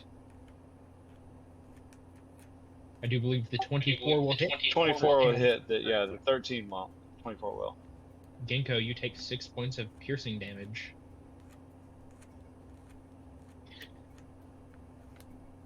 Against Jaraxxus, that is a natural 1 to hit. You see this thing coming from a mile away, and you're able to duck out of the way before it hits you. I can't headbutt it with my horns. You cannot. Or yeah, actually, sure. You headbutt it with the horns, and its proboscis bends a little as it flies back. That's better. I like flavor. Lothar, against you, there's a 21 and a 23 to hit. Sadly. You take 7 points, and you take 7 points. You take 14 points total. Jesus.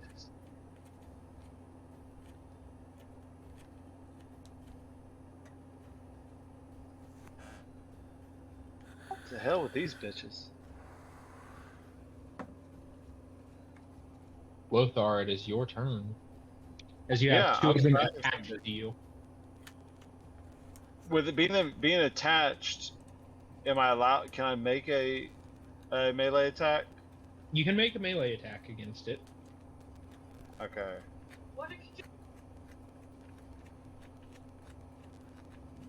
Yeah, can I stop, drop, and roll? My body weight just crushed. I will count that as an unarmed strike. Ah, I'd be better off swinging with my warhammer. Alright, I'm gonna make a swing against one of them. All right.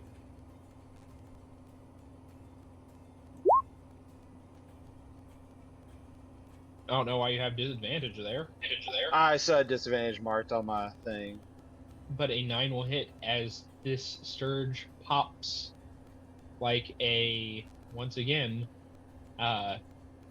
these don't seem to be very hardy. They very much die very easily.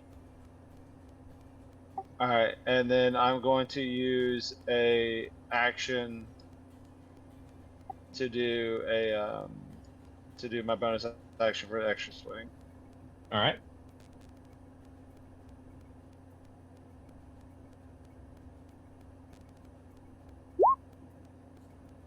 A 13 will miss as you go to swing your hammer.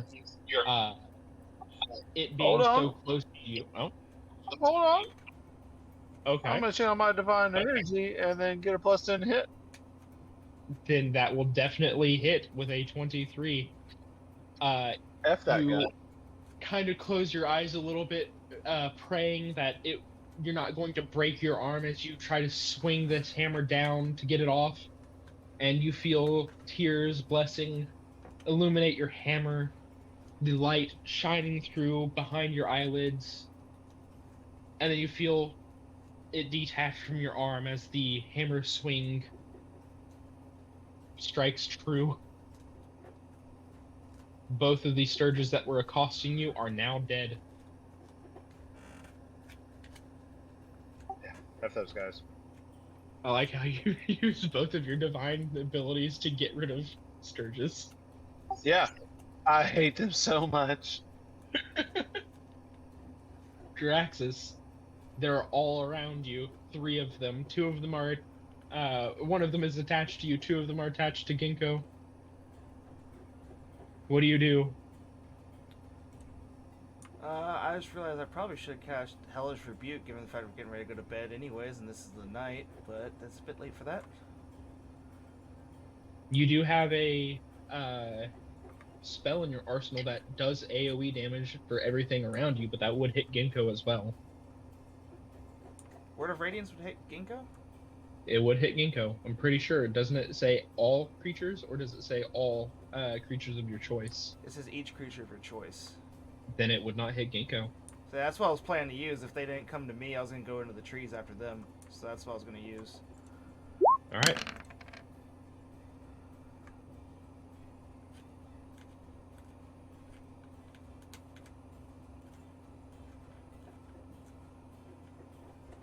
That's 3 con saves. 1, 2, 3. So, how does your Word of Radiance look?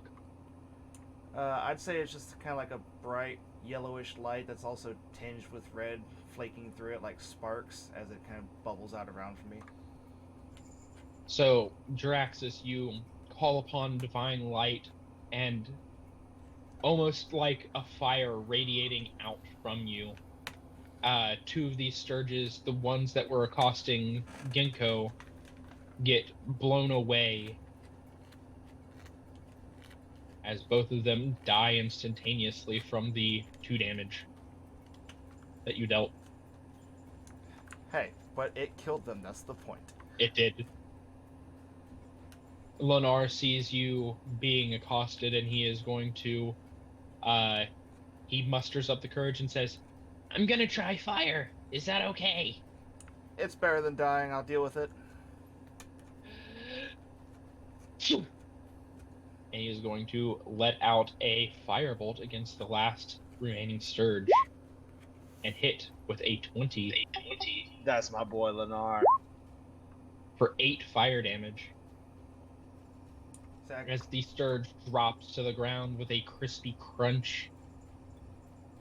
I close my eyes and I watch as it comes closer, and my eyes just kind of go wider and wider until I fall down on my knees, just kind of holding my head. You hear Draxus as you drop to your knees and the battle ends. You need to get over that. Or sorry, you need to get over that. I just kind of kneel there, trembling, trying to control my breathing and listen to her voice. That's all she says.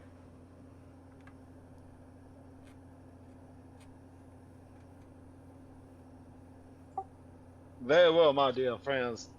Now, shall we all gather around so I can try and heal us from these pains?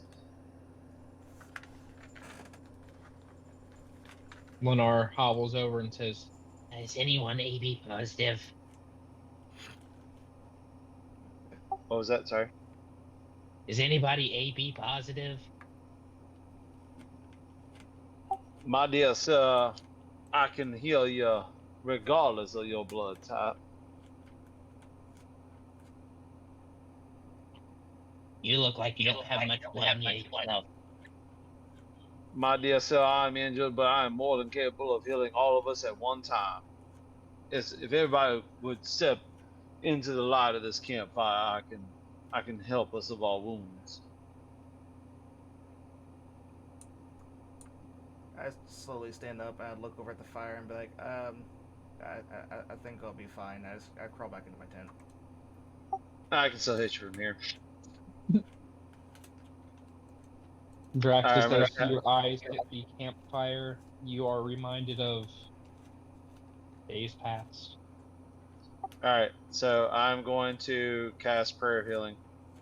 Alright, roll me some prayer of healing.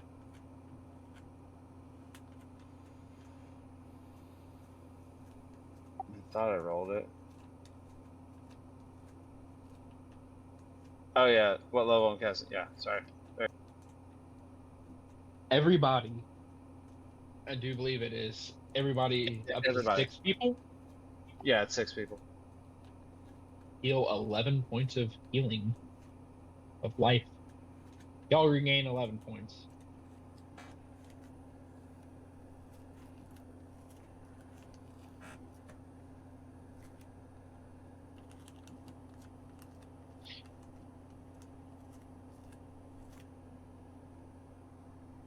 Are we getting back to watch, Obi?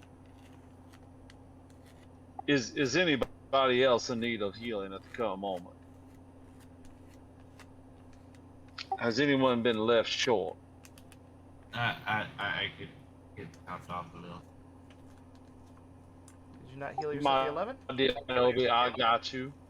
Oh, wait. Sorry. I didn't realize something. I was getting sidetracked by something else. So I healed for 11, so that would just put me in a mess. Yeah, you got healed for 11. Alright, I'm good. Alright, so I'm the only one short. But, yeah, we can get back. I don't want to see those ever again. My skin is still crawling from that.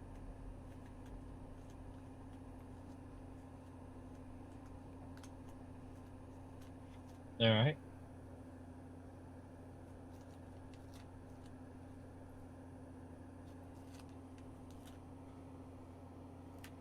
As the rest of you find your way back to bed, Lenar goes over to Obi. Yeah, that's what I meant. I saw people get literally mummified before me.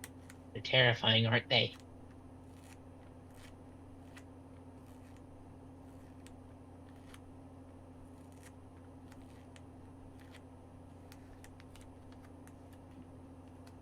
I'm going to use Hand of Healing on Lothar because he is still short a couple points. All right. And That after this, requires I'm a- also going to go try and recover my dart. But let's do the healing first. It requires a key point. Yeah. Yes, and I at least I've one. I think I've Yeah. 2 left. 3. So, No, you have 3 total, and you used 1 for flurry of blows.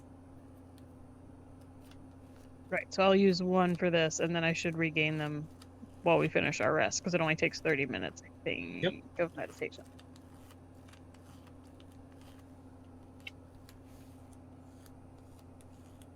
How do I roll it on her character sheet, though? Let me pull up her character sheet, and I will tell you.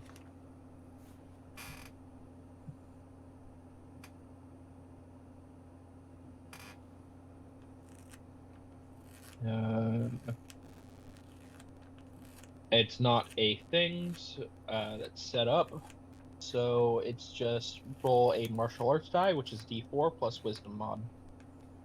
Which is 3, so I can just roll the damage for unarmed then, right? Yep.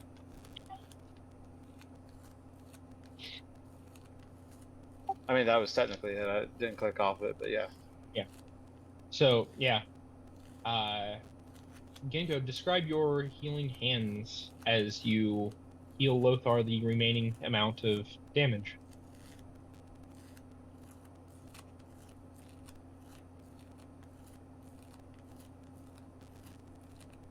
What does it look like?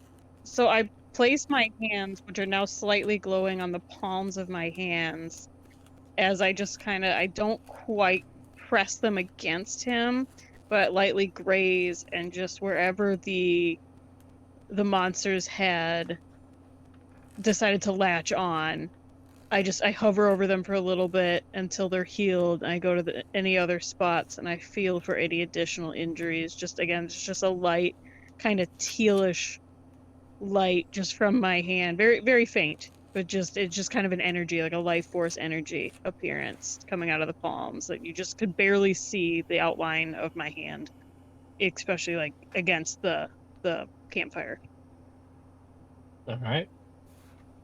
So, Ginkgo's hands glow faintly with teal light as Lothar's wounds dissipate and seal up. Lothar, you're feeling much better. Thank you, my dear love. I'm much appreciative of your actions.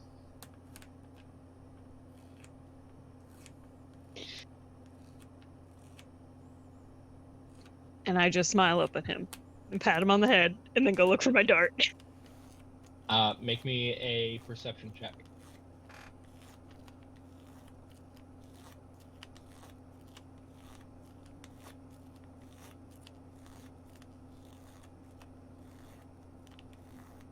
Easy enough. It's still stuck into a tree with a dead sturge stuck into it.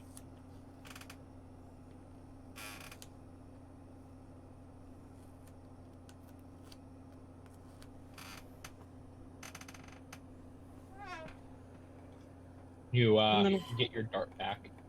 Yay!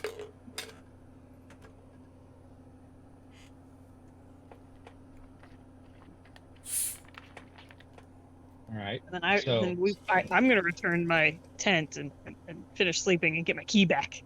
Yep. Lennar and Obi. I gotta go get my channel divinity and harness divine power back. Yeah. Lennar and Obi, your watch continues and finishes without an issue. Who is third watch? Say it should have been me. All right, make me a perception check.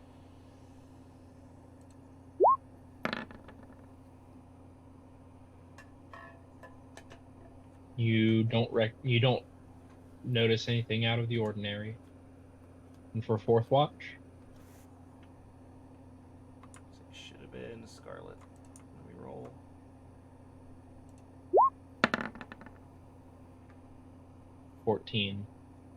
Scarlet would recognize as dawn approaches There is a couple more sturges flitting about in the air, going into a nearby tree, going for their nocturnal rest as the day begins.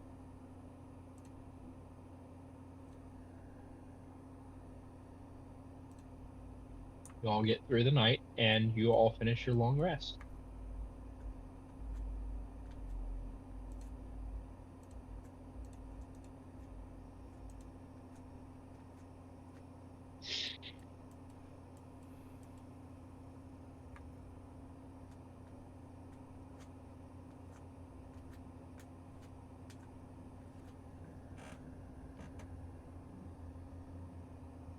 Next day arrives, and you all awaken feeling refreshed, and probably slightly faint because of the lack of blood.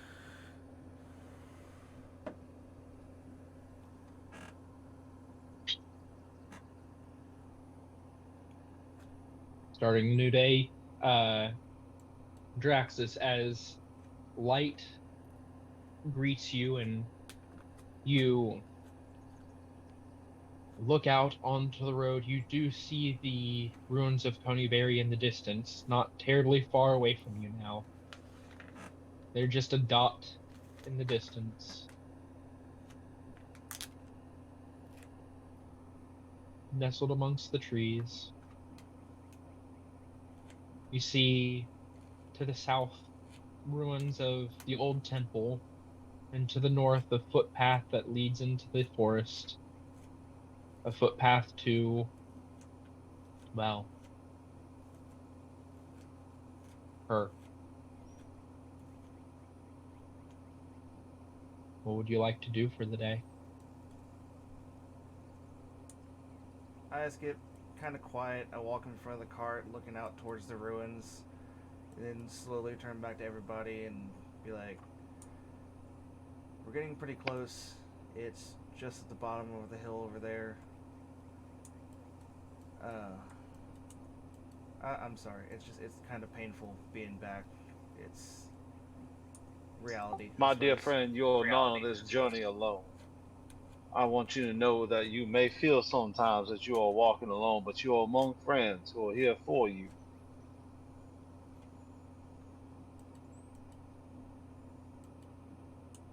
If it's all the same to you guys, like, I was kind of thinking, we all need a place to be able to lay our head. If there's any salvaging anything that's there, I was thinking we could possibly make it a home for us to come back to. I have a home. A home. It's in Phandalin. A home is not something I've had at a stationary location in quite some time. A feeling of a bed of my own wouldn't be a bad sort. I guess, Lenara, a home is a weird terminology. I guess base of operations, somewhere safe that we can count on, that we have something to come back to. Oh, is this like an adventuring thing? You can call it that. Well, I wouldn't be, I wouldn't turn my nose up at the offer. Yeah, I suppose it could be a nice little getaway. I'm gonna assume there's a leftover smithy shop somewhere within the ruins. You were so young at the time that you don't know.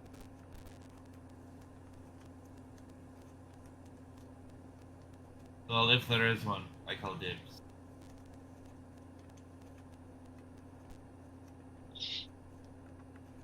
And if I remember from when I was younger, there is a temple a little bit to the south that I'd like to start there in rebuilding it and make it a temple to Hora, if that's okay.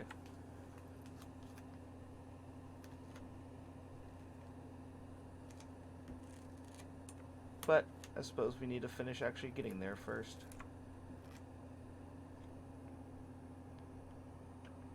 I just kind of climb back in the cart. I get a bit quiet and just kind of keep my head down. All right. You have 4 hexes that you can go for the day.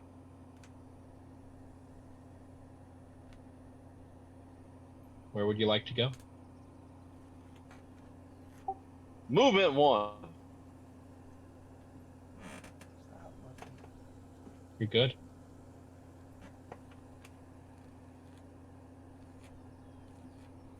Dose.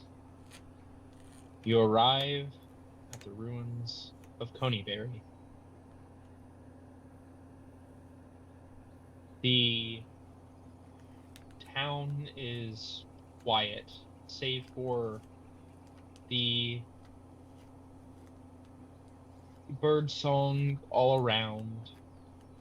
The ruins of Coneyberry are nestled between a small lake and a copse of trees that lead further into the Neverwinter Wood to the north.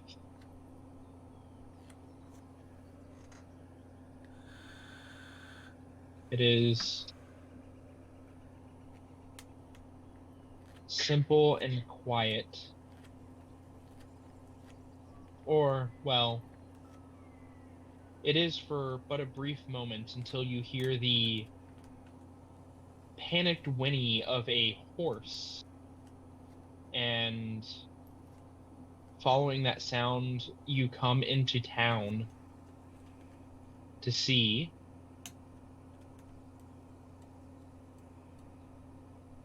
a Galen, if you'd like to describe your character.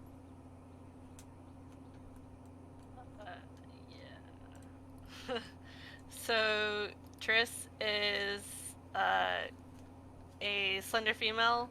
She has dark hair in like a simple braid, light brown skin. She also has large bat-like wings. However, her ears are more rounded, so she's not quite like, I don't know. Yeah. And she's wearing like black leather armor.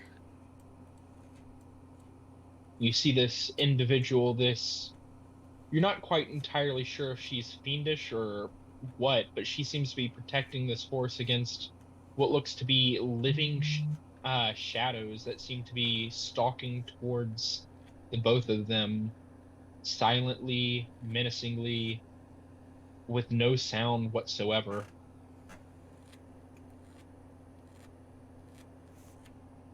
So you are... Which direction are we coming in at? You all... you should be able to... I see it now. Sorry. Yeah, I was roaming around. This individual seems to be protecting this horse of some sort.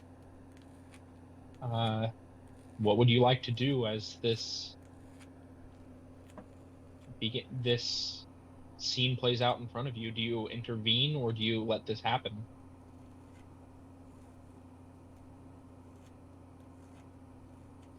Oh, I must intervene.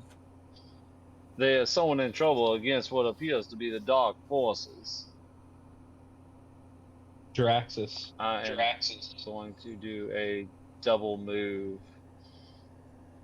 One moment before we start, because initiative and all that. Fair enough. Jaraxxus, seeing those dark figures, it reminds you of the leader of the attack on your home. It was a fiendish being made out of shadows and tortured screaming souls. These remind you a lot of the lackeys that it had.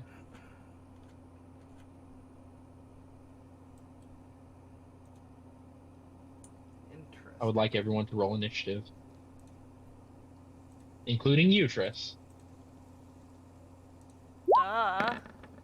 A lot of combat this session. I just gotta remember how to do it because I haven't played on Roll20 for a while. Alright, you click your token. Yeah, You open your never mind, I character figured it sheet. out. Alright. Let me roll Lennar. Lennar. Such a funny name.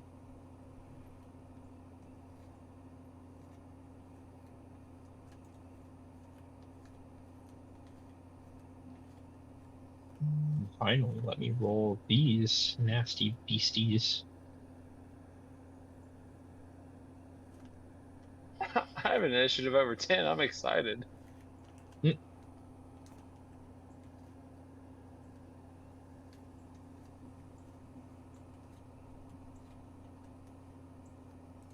I'm going to roll each of these separately since there's only 4 of them.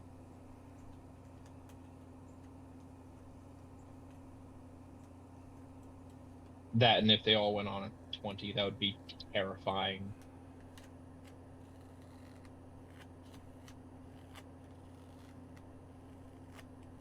Alright.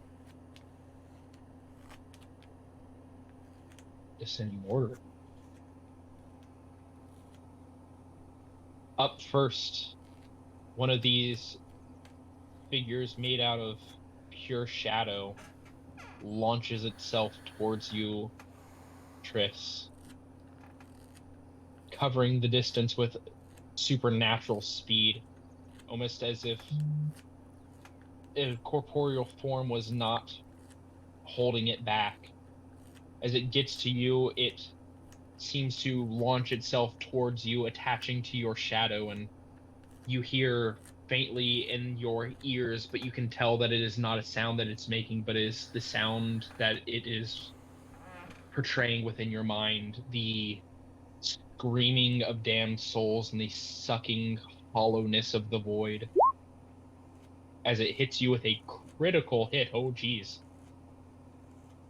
Right. He's in my shit list. Yeah. You take, let's see, 15 points of damage. Roll me a d4.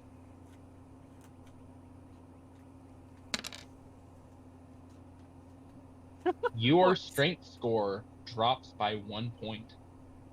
Off.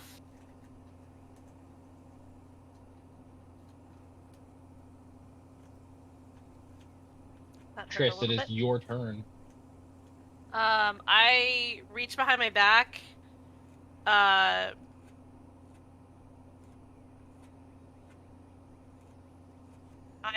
just have push to talk on. I reach behind my back with like both of my arms crossed, pull out my 2 short swords. And since this is a new class, I want to do Dreadful Strikes. And that's only That on just the one happens. sword, right? Yeah, that that just happens. happens? Oh, sick. It's on your first one.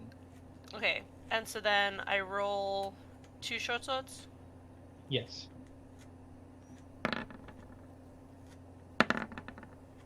$13 to hit on both of those will hit both times. So roll me damage on both.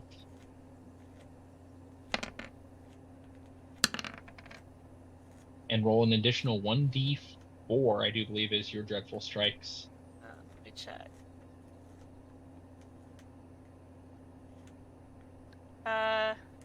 Yeah. Alright. That D4 is cursed. As a note, you should be adding your dexterity mod to your short swords rather than your strength mod. Oh, you set it up. My apologies. It must have automatically gone with your strength score for some reason. How do I change that? Alright, that's easy enough to do. Go into your, so where it has your weapons and attacks and all that, hover over your short sword, and you should be able to see a cogwheel pop up near the, yep. I see it. And you go to with attack with dex, and then you go down to damage. Damage with dex. Got it. And you can pop the cogwheel, and so then it would be an additional +2. So that would be 6 and 5. So while the damage itself with your short swords doesn't seem to connect quite properly with the incorporeal form of this strange being, you are able to deal a blow to it that resonates with something that is left of whatever mind it has as it takes the full damage of the psychic.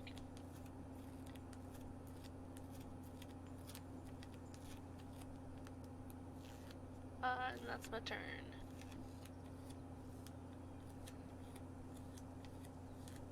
Obi, it is your turn. Also, I just realized there's no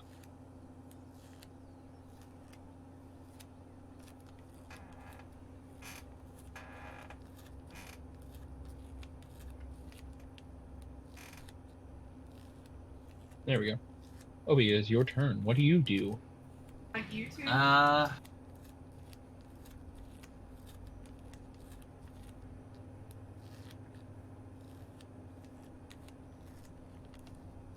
Well, considering the situation, if I try to take things too slow, she's probably gonna die. So I think I'm just gonna go head first and pop a shot at the creature that's attacking her. All right. Make me an attack roll. You do not have advantage because you are in full daylight and you have not. Yeah. You're not full daylight, but you're not hidden. With a 16, your strike will aim true. Roll me some sneak attack damage because an ally is within 5 feet of it. That's 2d6. Mm-hmm.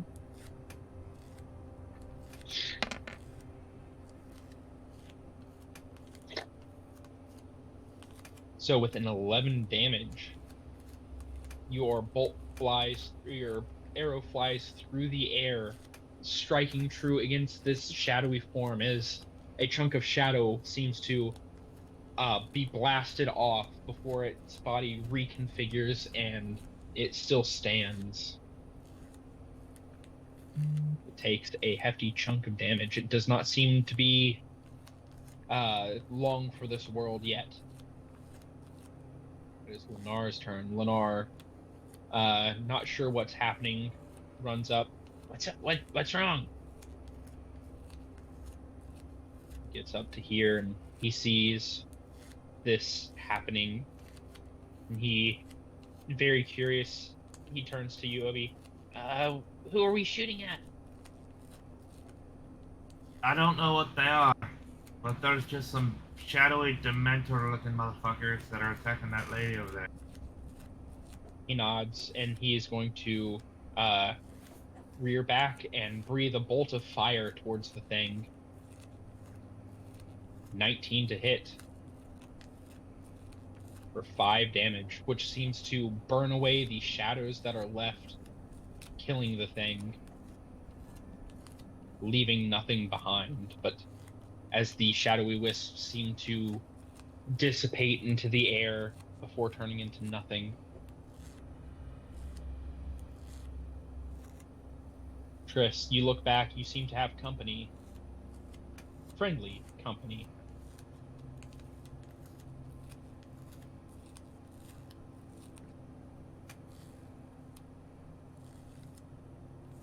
Nice. The next shadow, ready to strike, launches itself towards you. Another one comes to drain you of your strength to strike you down. Okay, what the heck?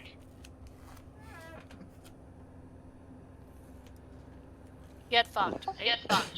Damn, dog. She gonna die before she even gets to play the character. Welcome to the game. Alright, you're done. It's an 18 I am done. damage. I'm dead. You're unconscious. Time to re-roll. I got Roll you. me a d4.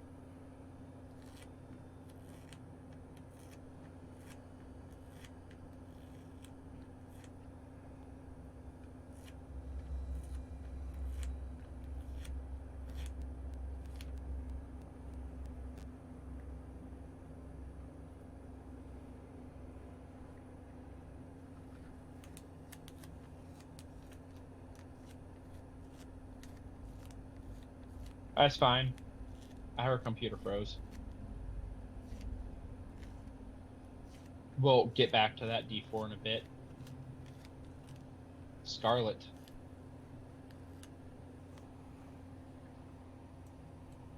I guess do the same thing everyone else is doing. Since we're all the way out here in Timbuktu.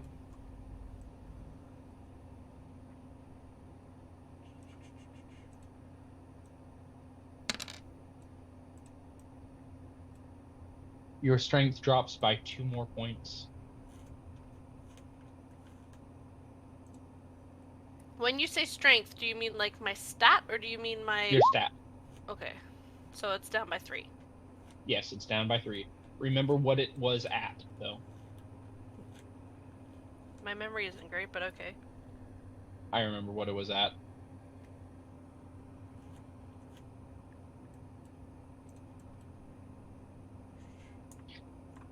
I guess she'll pop a shot off towards the one that's will now get try to suck out her soul.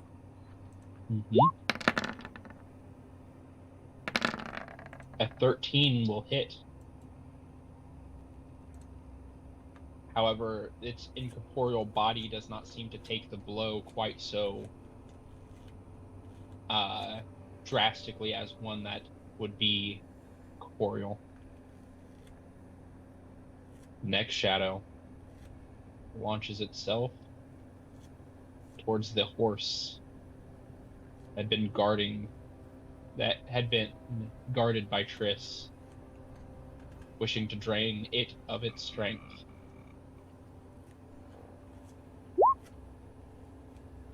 Missing the horse.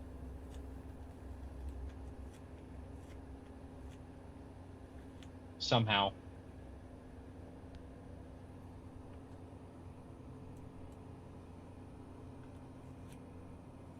The horse seems to whinny and bray and pull away just in time.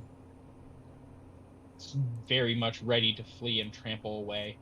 Lothar, it is your turn. Alright.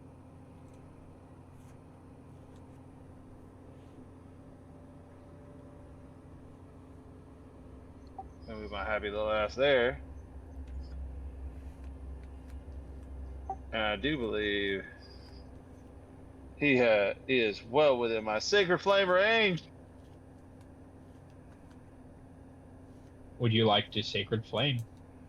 Oh, we're sacred flaming. Alright. Roll me some Sacred Flame. Alright. Needs to make a dexterity saving throw. And it fails. That's right, that mother. It's this one? The one that's closest? Yeah, the one that's closest. I mean, they're both technically in range, but yeah. As Lothar, you channel your divine sacred flame. It bursts around this shadowy being and rips into it with such fervor and might that it is as if you are tearing away tissue paper that has been soaked in rain. As it takes a mighty blow. Only wisps seem to be left with that, but it is still nonetheless standing.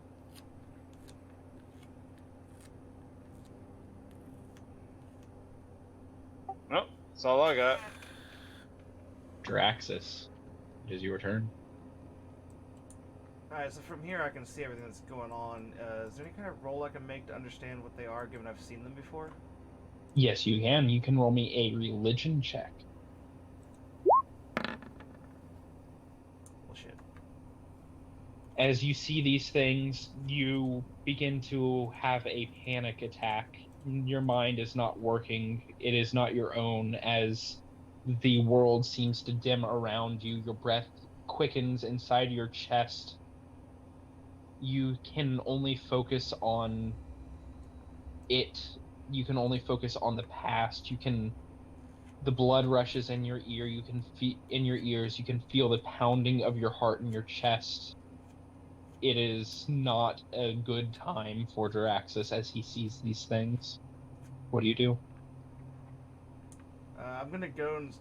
like following character. I'm gonna start like walking towards my friends, and then my steps slowly start getting slower until I just fall to my knees, just staring forward and starting to have a panic attack.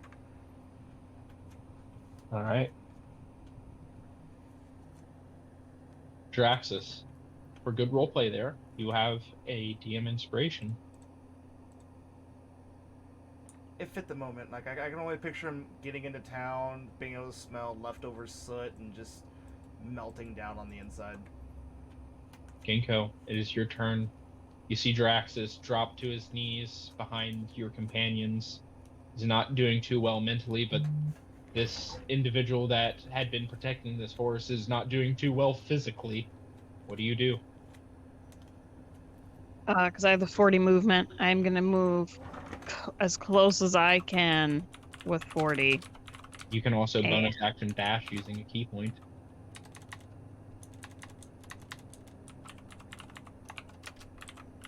If you so wish.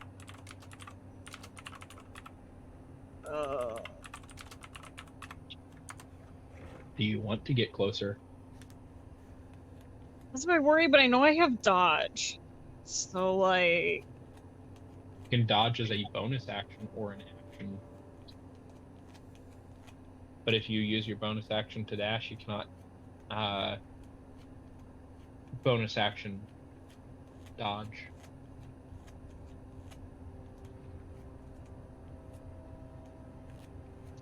I'm gonna throw a dart.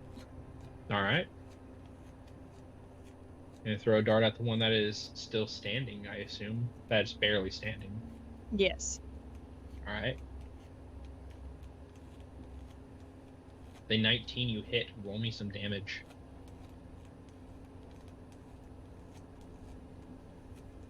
The 6, even though the body of this thing is barely corporeal, with its body being made of shadow stuff, the dart still pierces true, landing and dissipating whatever was left that held it to this corporeal world as it fades away into naught but smoke and mist. Another one is down. You still have your bonus action. What would you like to do? If anything.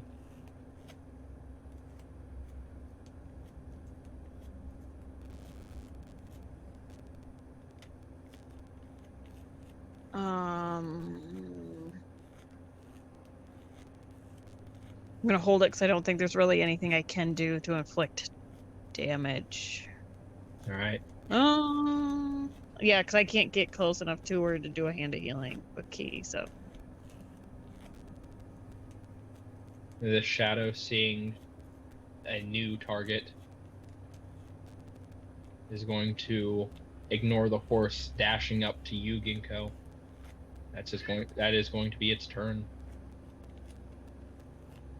Top of the order, the horse is going to stampede and trample away. Well, that's good. I don't have to use a spell. Ginkgo, Scarlet, Obi, Lothar, Lennar, and Jaraxxus. As this horse goes by, I need each of you to make me a dexterity saving throw or a strength saving throw. Your choice. I was gonna say I'd much rather Jump do out of strength. the way. As it tramples by.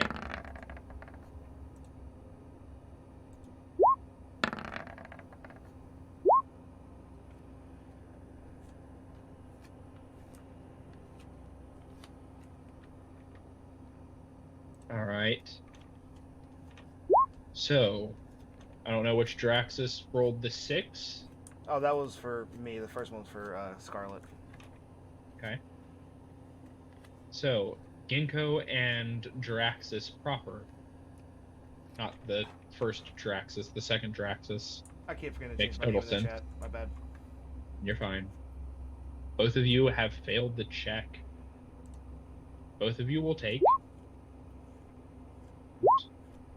9 points of bludgeoning damage as you are trampled as this horse runs by, knocking you off to the side. I gotta kill a horse. Draxus, I need you to make me a wisdom saving throw.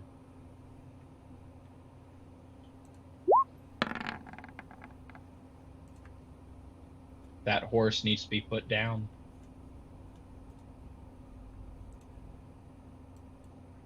Now I'm about to feel like an asshole. No, already you are as you are in real life. Oh, fuck you too. Triss, at the top of your round, as you are in an unconsciousness that is plagued by the cold grip of whatever these things are sucking at your soul, driving whatever life is within your chest out through your ribs, through your mouth, through any orifice that it can get out of. I need you to make me a death saving throw. How do you do those? Do I just So roll you it need, from here, or do you do it privately? I do them publicly. Okay. So you need to roll me a d20. The 12, you succeed your first death saving throw. Obi, it is your turn. You see Ginkgo being accosted after this horse ran by, slamming into them and dealing some damage, leaving them reeling.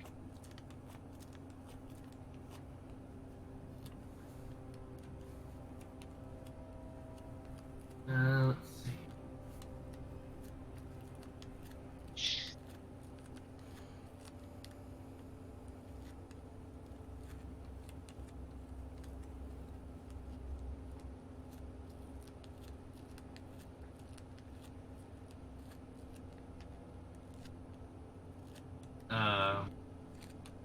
Okay. Even though Triss is technically down, is the Dementor thingy still trying to attack her? It seems to be going towards things that are alive, or Alright, so more she's alive than she is. Alright. I'm going to walk up to Genko and then take a swing in melee range at the one attack.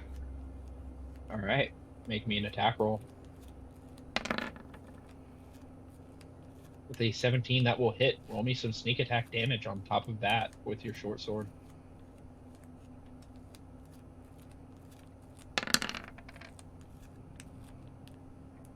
For a grand total of 14. The strike is true, however, it does not seem to damage it as much as it would if it were a living being. There's no sort of vulnerable spot for your short sword to dig into, and attacking it up close like this, as your short sword passes through it, it's almost as if it's just barely being blocked by something. Your short sword just almost seems to pass through as if it was not even there. You can only tell that you hit by just the faintest of resistance.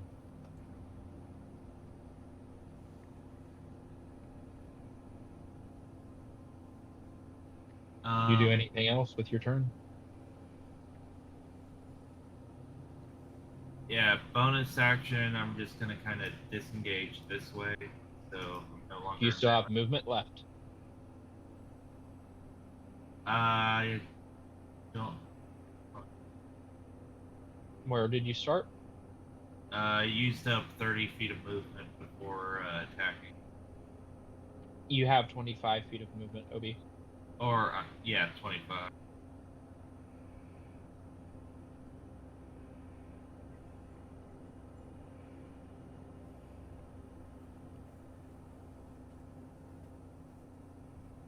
Disengage does not give you more movement. Dash does, however. So you can bonus action dash as a rogue, but you would get an attack of opportunity. Never mind that.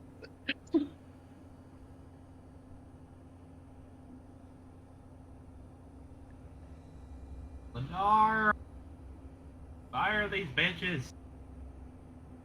Lennar breathes and releases a bolt of fire towards the one that you are accosting, hoping to drive it away with his tiny draconic breath, and crits.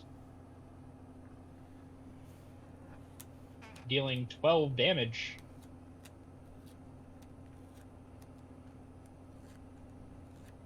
The fire burns away at it, but does not quite finish it off. This, whatever this is, seems to be holding on by just the barest of threads.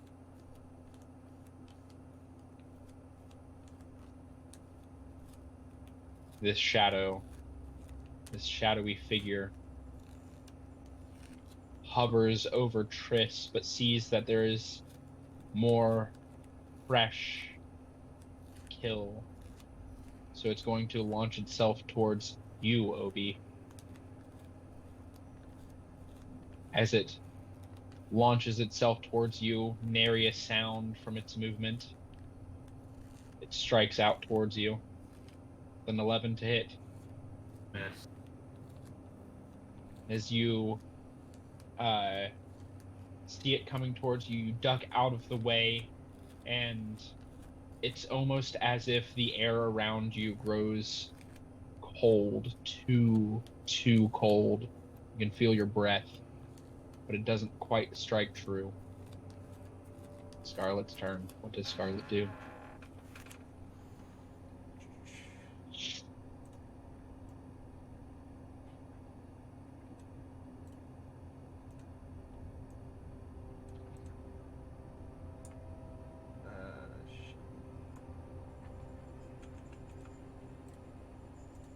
Say, well, I don't want to try to squeeze through the thing, given the fact of seeing Obi's breath puffing out.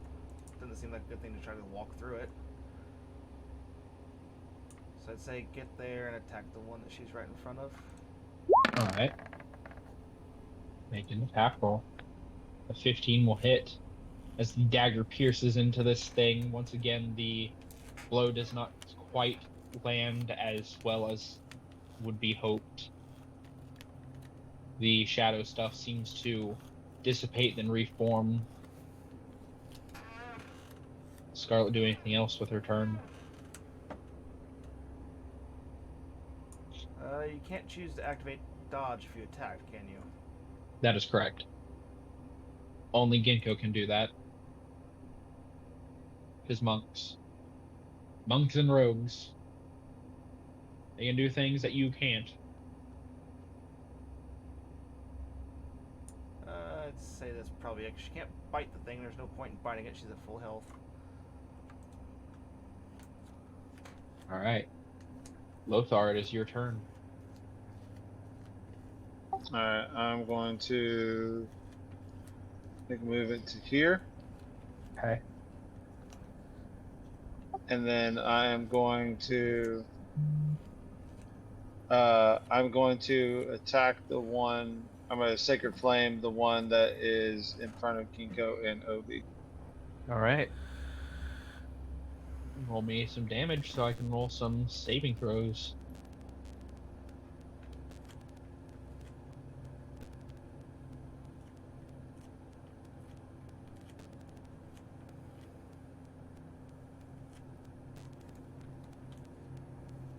It fails, being burned away by radiant light, instantaneously dissipating as if it is never there.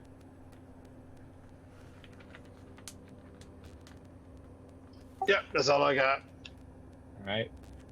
Draxus. What do you do? That damn horse just had to trample me, didn't he? Did. You can use Hellish Rebuke on it. I'll let you reactively do that since it should have been when it happened, but if you'd like to. Well, I'd say would make more sense. He's gonna just slowly get up. His face is gonna be kind of contorted, mildly twitching, fueled by panic, pain, rage, all the above, and just As you turn to see the horse, you do not see it as it is, but you see its fur is black, almost slick and oil-like. Its mane is that of fire, its eyes like burning holes. Flames and smoke billow from its mouth. It is a steed from the nine hells, from the abyss, from Hades, from Archeron. It is an abomination not meant for this plane. He's just gonna pull his sword, slowly walk towards it, his head just kind of hung, sword dragging the ground, and then just start wildly swinging. Making me an attack roll.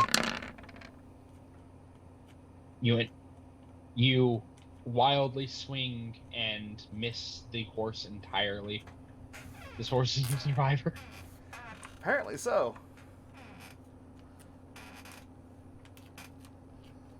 As your swing goes wide, unable to clip the horse itself, you hear almost a taunting laugh in your ear. Not that of your patron, but of memories long past. Ginkgo, it is your turn.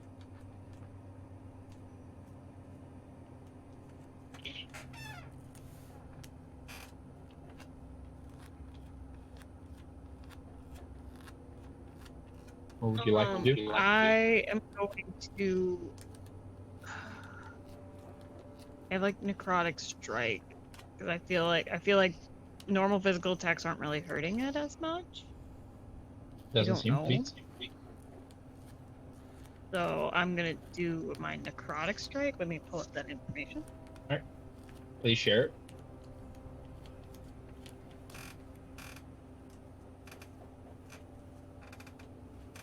Do I have advantage because there's other people around it?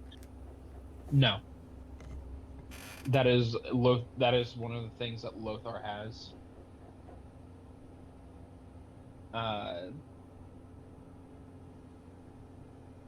Not really doing flanking in this one. Well, we are, but we aren't.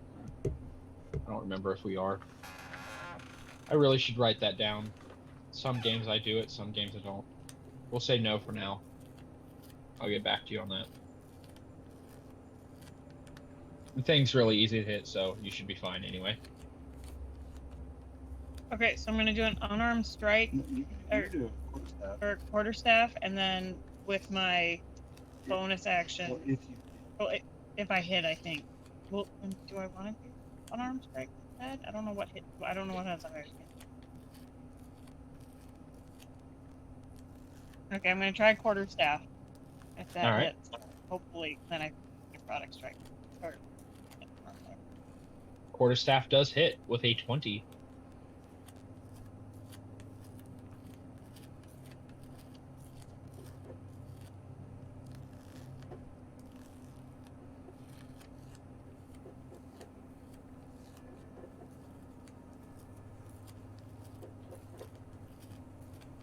For 8 bludgeoning damage.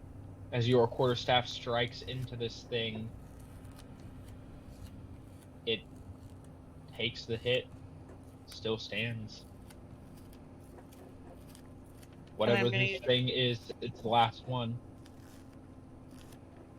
Go ahead.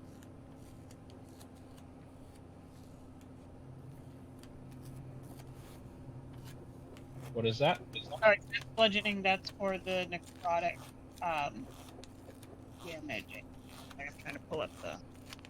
Can you share necrotic strikes with me? It's actually inflict. It's the hand of harm. Can you share that with me?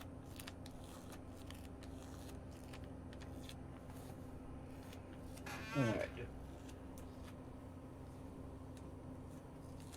So you need to hit them with an unarmed strike, not your quarterstaff.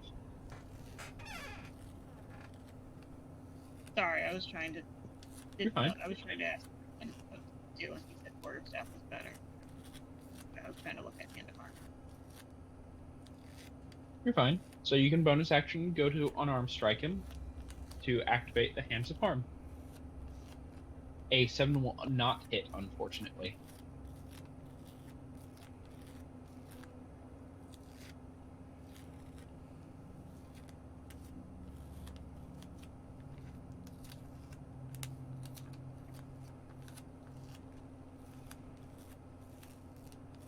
Do you do anything else with your turn? No, I just didn't realize that we were doing quarterstaff instead. Never mind. You're fine. Got 5 attacks, so I'm done. Top of the round, the horse is going to disengage and frickin' book it. Jaraxxus, there is no way that you will be able to keep up with this horse. It has a move speed way above you. So the horse will get away freely. To you, there is an abomination that needs to be put down somewhere in this world.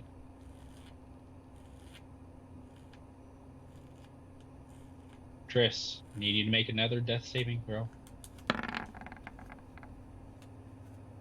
The 12, you feel yourself stabilizing. Death is still going to claim you one day, but today is not that day. Obi. How many death saves is she at? She has got 2 saves of 3. Okay.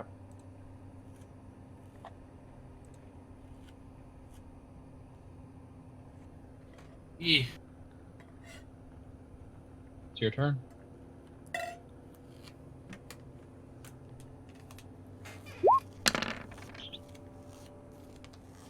$16 hits. Roll some sneak attack, because you do have allies within 5 feet of it.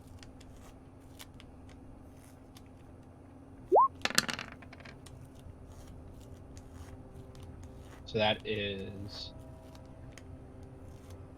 just barely hanging on. Why won't you die? As your blade pierces through, Lennar is going to run up behind you. Actually, is there anything else that you want to do for your turn before I go down to Lennar's? Nah. Lennar is going to run up behind you. He's going to say, Hold on. Keep your blade there. he's going to put his arms against your shoulder, and he's going to try to channel his magic through you into the thing. AKA, I'm just reflavoring some stuff.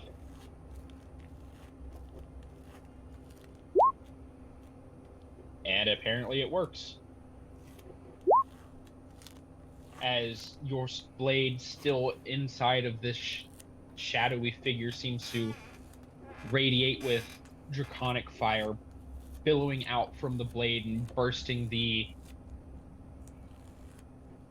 abomination from the inside out, blowing it up into a show of sparks, light, and dissipating smoke and ash.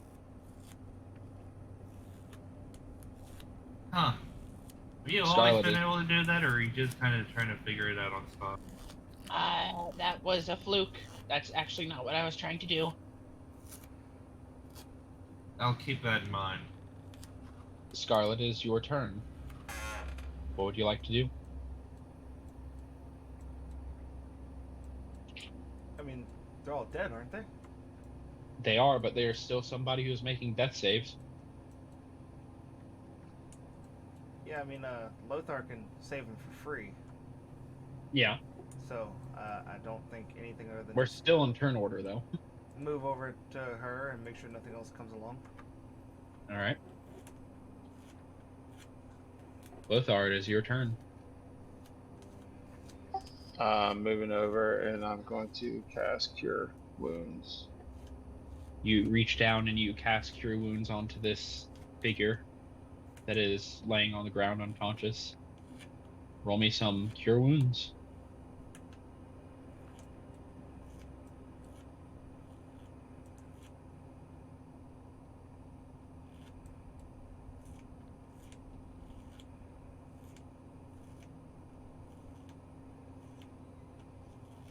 Oh, you're doing higher level cast. I tried, but it didn't do much. It did not. Triss, you awaken to Lothar. If you'd like to describe yourself to Triss.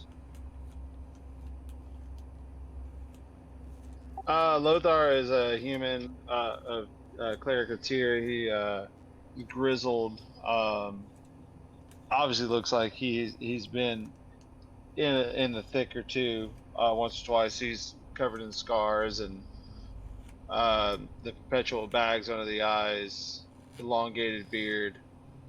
um, dressed in chainmail and a shield with a large warhammer.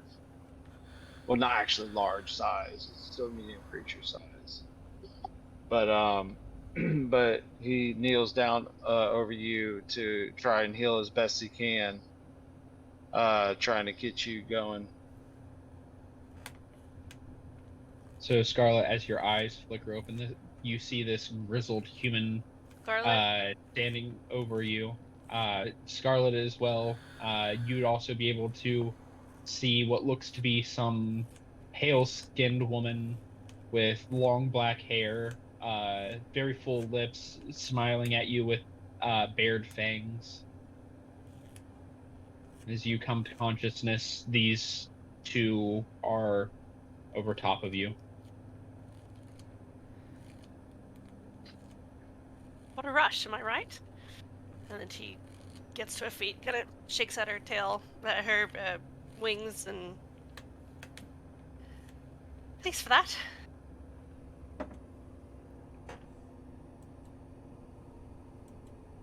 You all are out of turn order.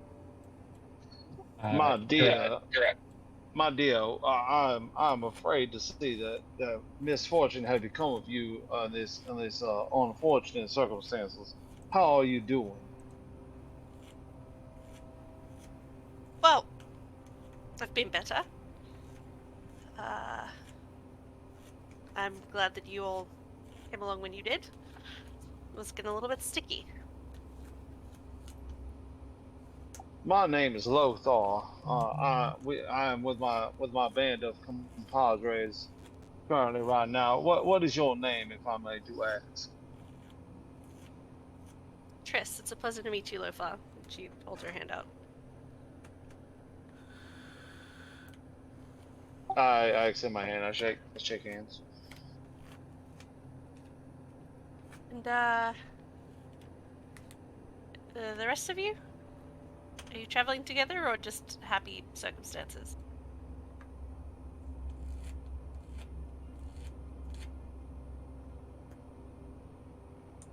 I'm trying to think of how best Bailey would play off her character.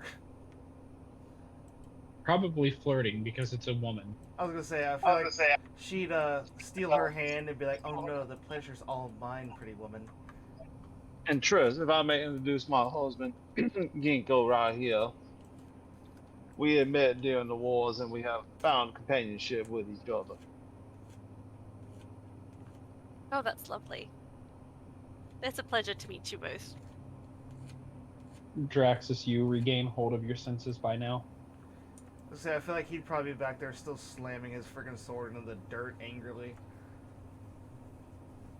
Hey, thanks for the help with the shadows, Jaraxis. The fuck, what are you doing just chasing after that horse? You shut the fuck up, I say, and I push him back and continue trying to look out into the town, still freaking out. Obi, you Oh, can tell I'm there's sorry. something wrong with Jaraxus. You've known him long enough where this is not his normal mental state. Well, forgive me for being a little bit on edge, considering we just had to fight 4 of the fuckers, which nearly took out the woman we were trying to save. And you're just over here doing nothing. What's wrong with you? Yeah, 4 of those things, 4 of which took out the entire goddamn town. And you could help us get revenge? Triss, about this time, 2 of the horses that you had been watching over previously that were tied up by the lake seem to have slipped their ties and seem to come over and nuzzle against you, happy that you're alive. Oh, there now, look at you both. She kind of like runs her hands up the nose and face and then down the neck, kind of checking them over. They are unharmed. The only thing that shows any sort of scarring on them is the brand that is imprinted onto their hindquarters. You're not entirely sure where these horses come from, but they seem to be docile and friendly enough. Perhaps they came from a ranch or some sort of farm nearby. The brand on their hindquarters looks like an ox skull.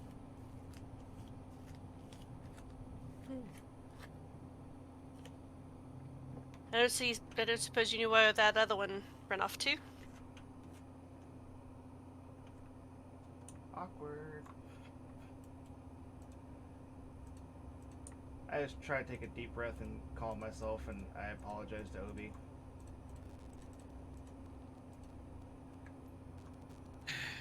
Whatever.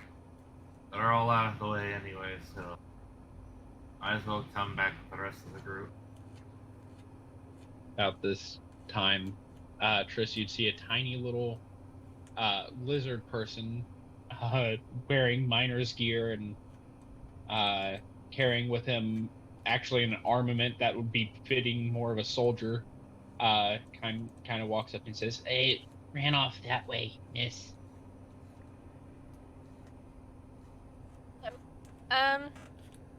That way, you said?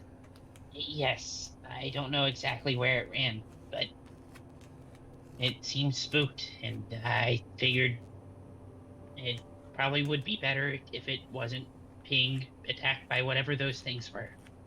So, that, and I'm kind of tiny, I couldn't stop it. Can I fly up into the air and see if I can see it? yeah. So Lothar, Scarlet, Draxus, Obi, and Ginkgo, you would all see Triss unfurl these large bat-like wings, and with two flaps, she's already in the air, taking off. Be right back.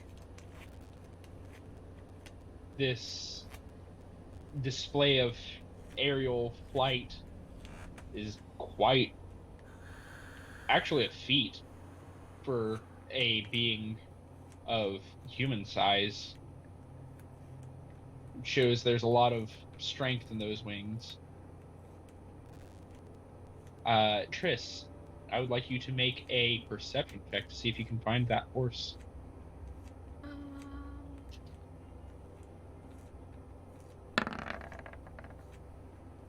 With an 18, it's easy enough. It seemed to have ran about maybe 120, 160 feet away from the town proper before kind of like settling down. Like, it's still spooked. It's still definitely on high alert. Like, you feel like if you tried to approach it now, it'd spook and run away more. But you know where it is. Alright, I kind of assess the situation and then decide to head back down, and hopefully it'll come back once it's calmed down. Returning to the party, you alight down. You still feel quite woozy, and still your strength has been sapped. Everybody who has had their strength sapped, that does not return until you finish a rest, whether it be short or long. However, you do not know this. You just know that your strength is waned. Gee fuckers. Everyone else alright? My dear, I am perfectly well. I appreciate you for asking. Do I see the other two horses as normal horses, or like I did the other one? Yes, they are normal horses. Say, be kind of awkward to start swinging again. Yeah.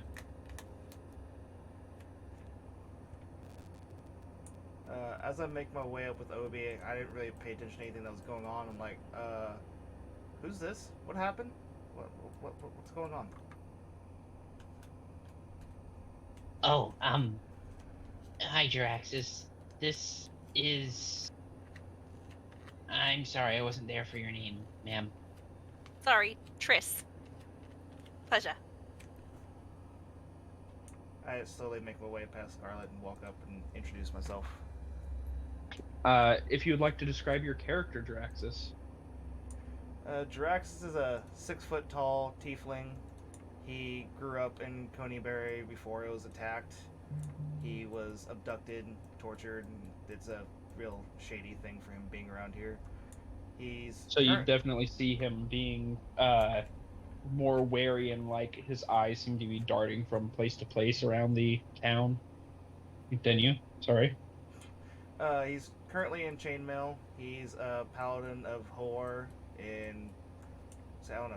I guess I can describe the entire backstory. Your character wouldn't know like why he has his sword and all the shit that he made. I was gonna say you describe what she sees, not necessarily your backstory.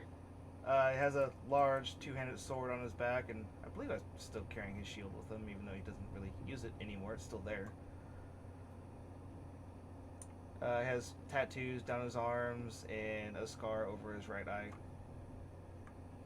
And behind all of them, you'd be able to see Obi. Describe your character.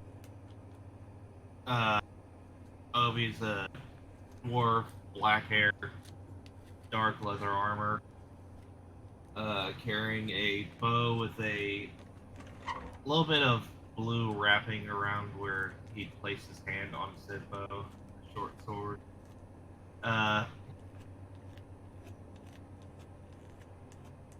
He's the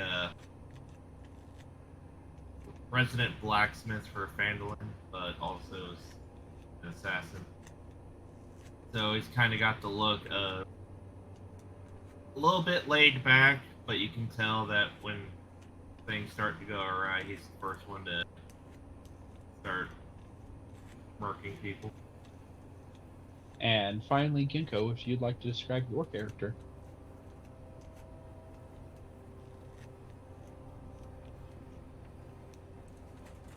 Ginkgo is a mostly black kenku, so it looks like a crow or raven.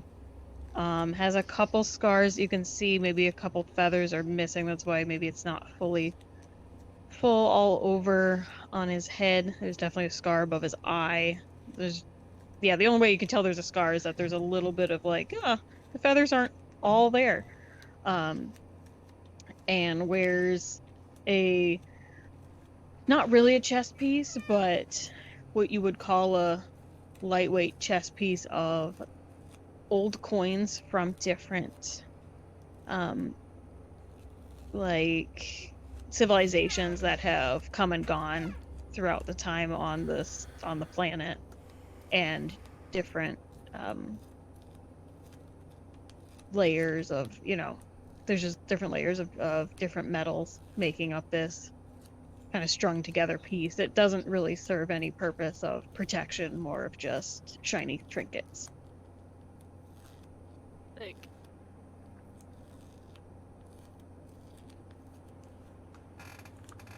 And with the party introducing themselves and getting to know one another, I think that's where we're going to leave it for the night, as you all find yourselves meeting a new individual in Coneyberry.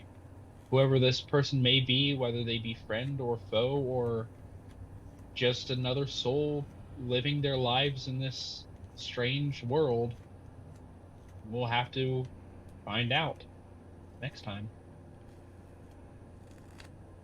So, do I see a skyline around? You do not see a skyline around, Damn it! Then why is it named Coneyberry? because that's the name of it.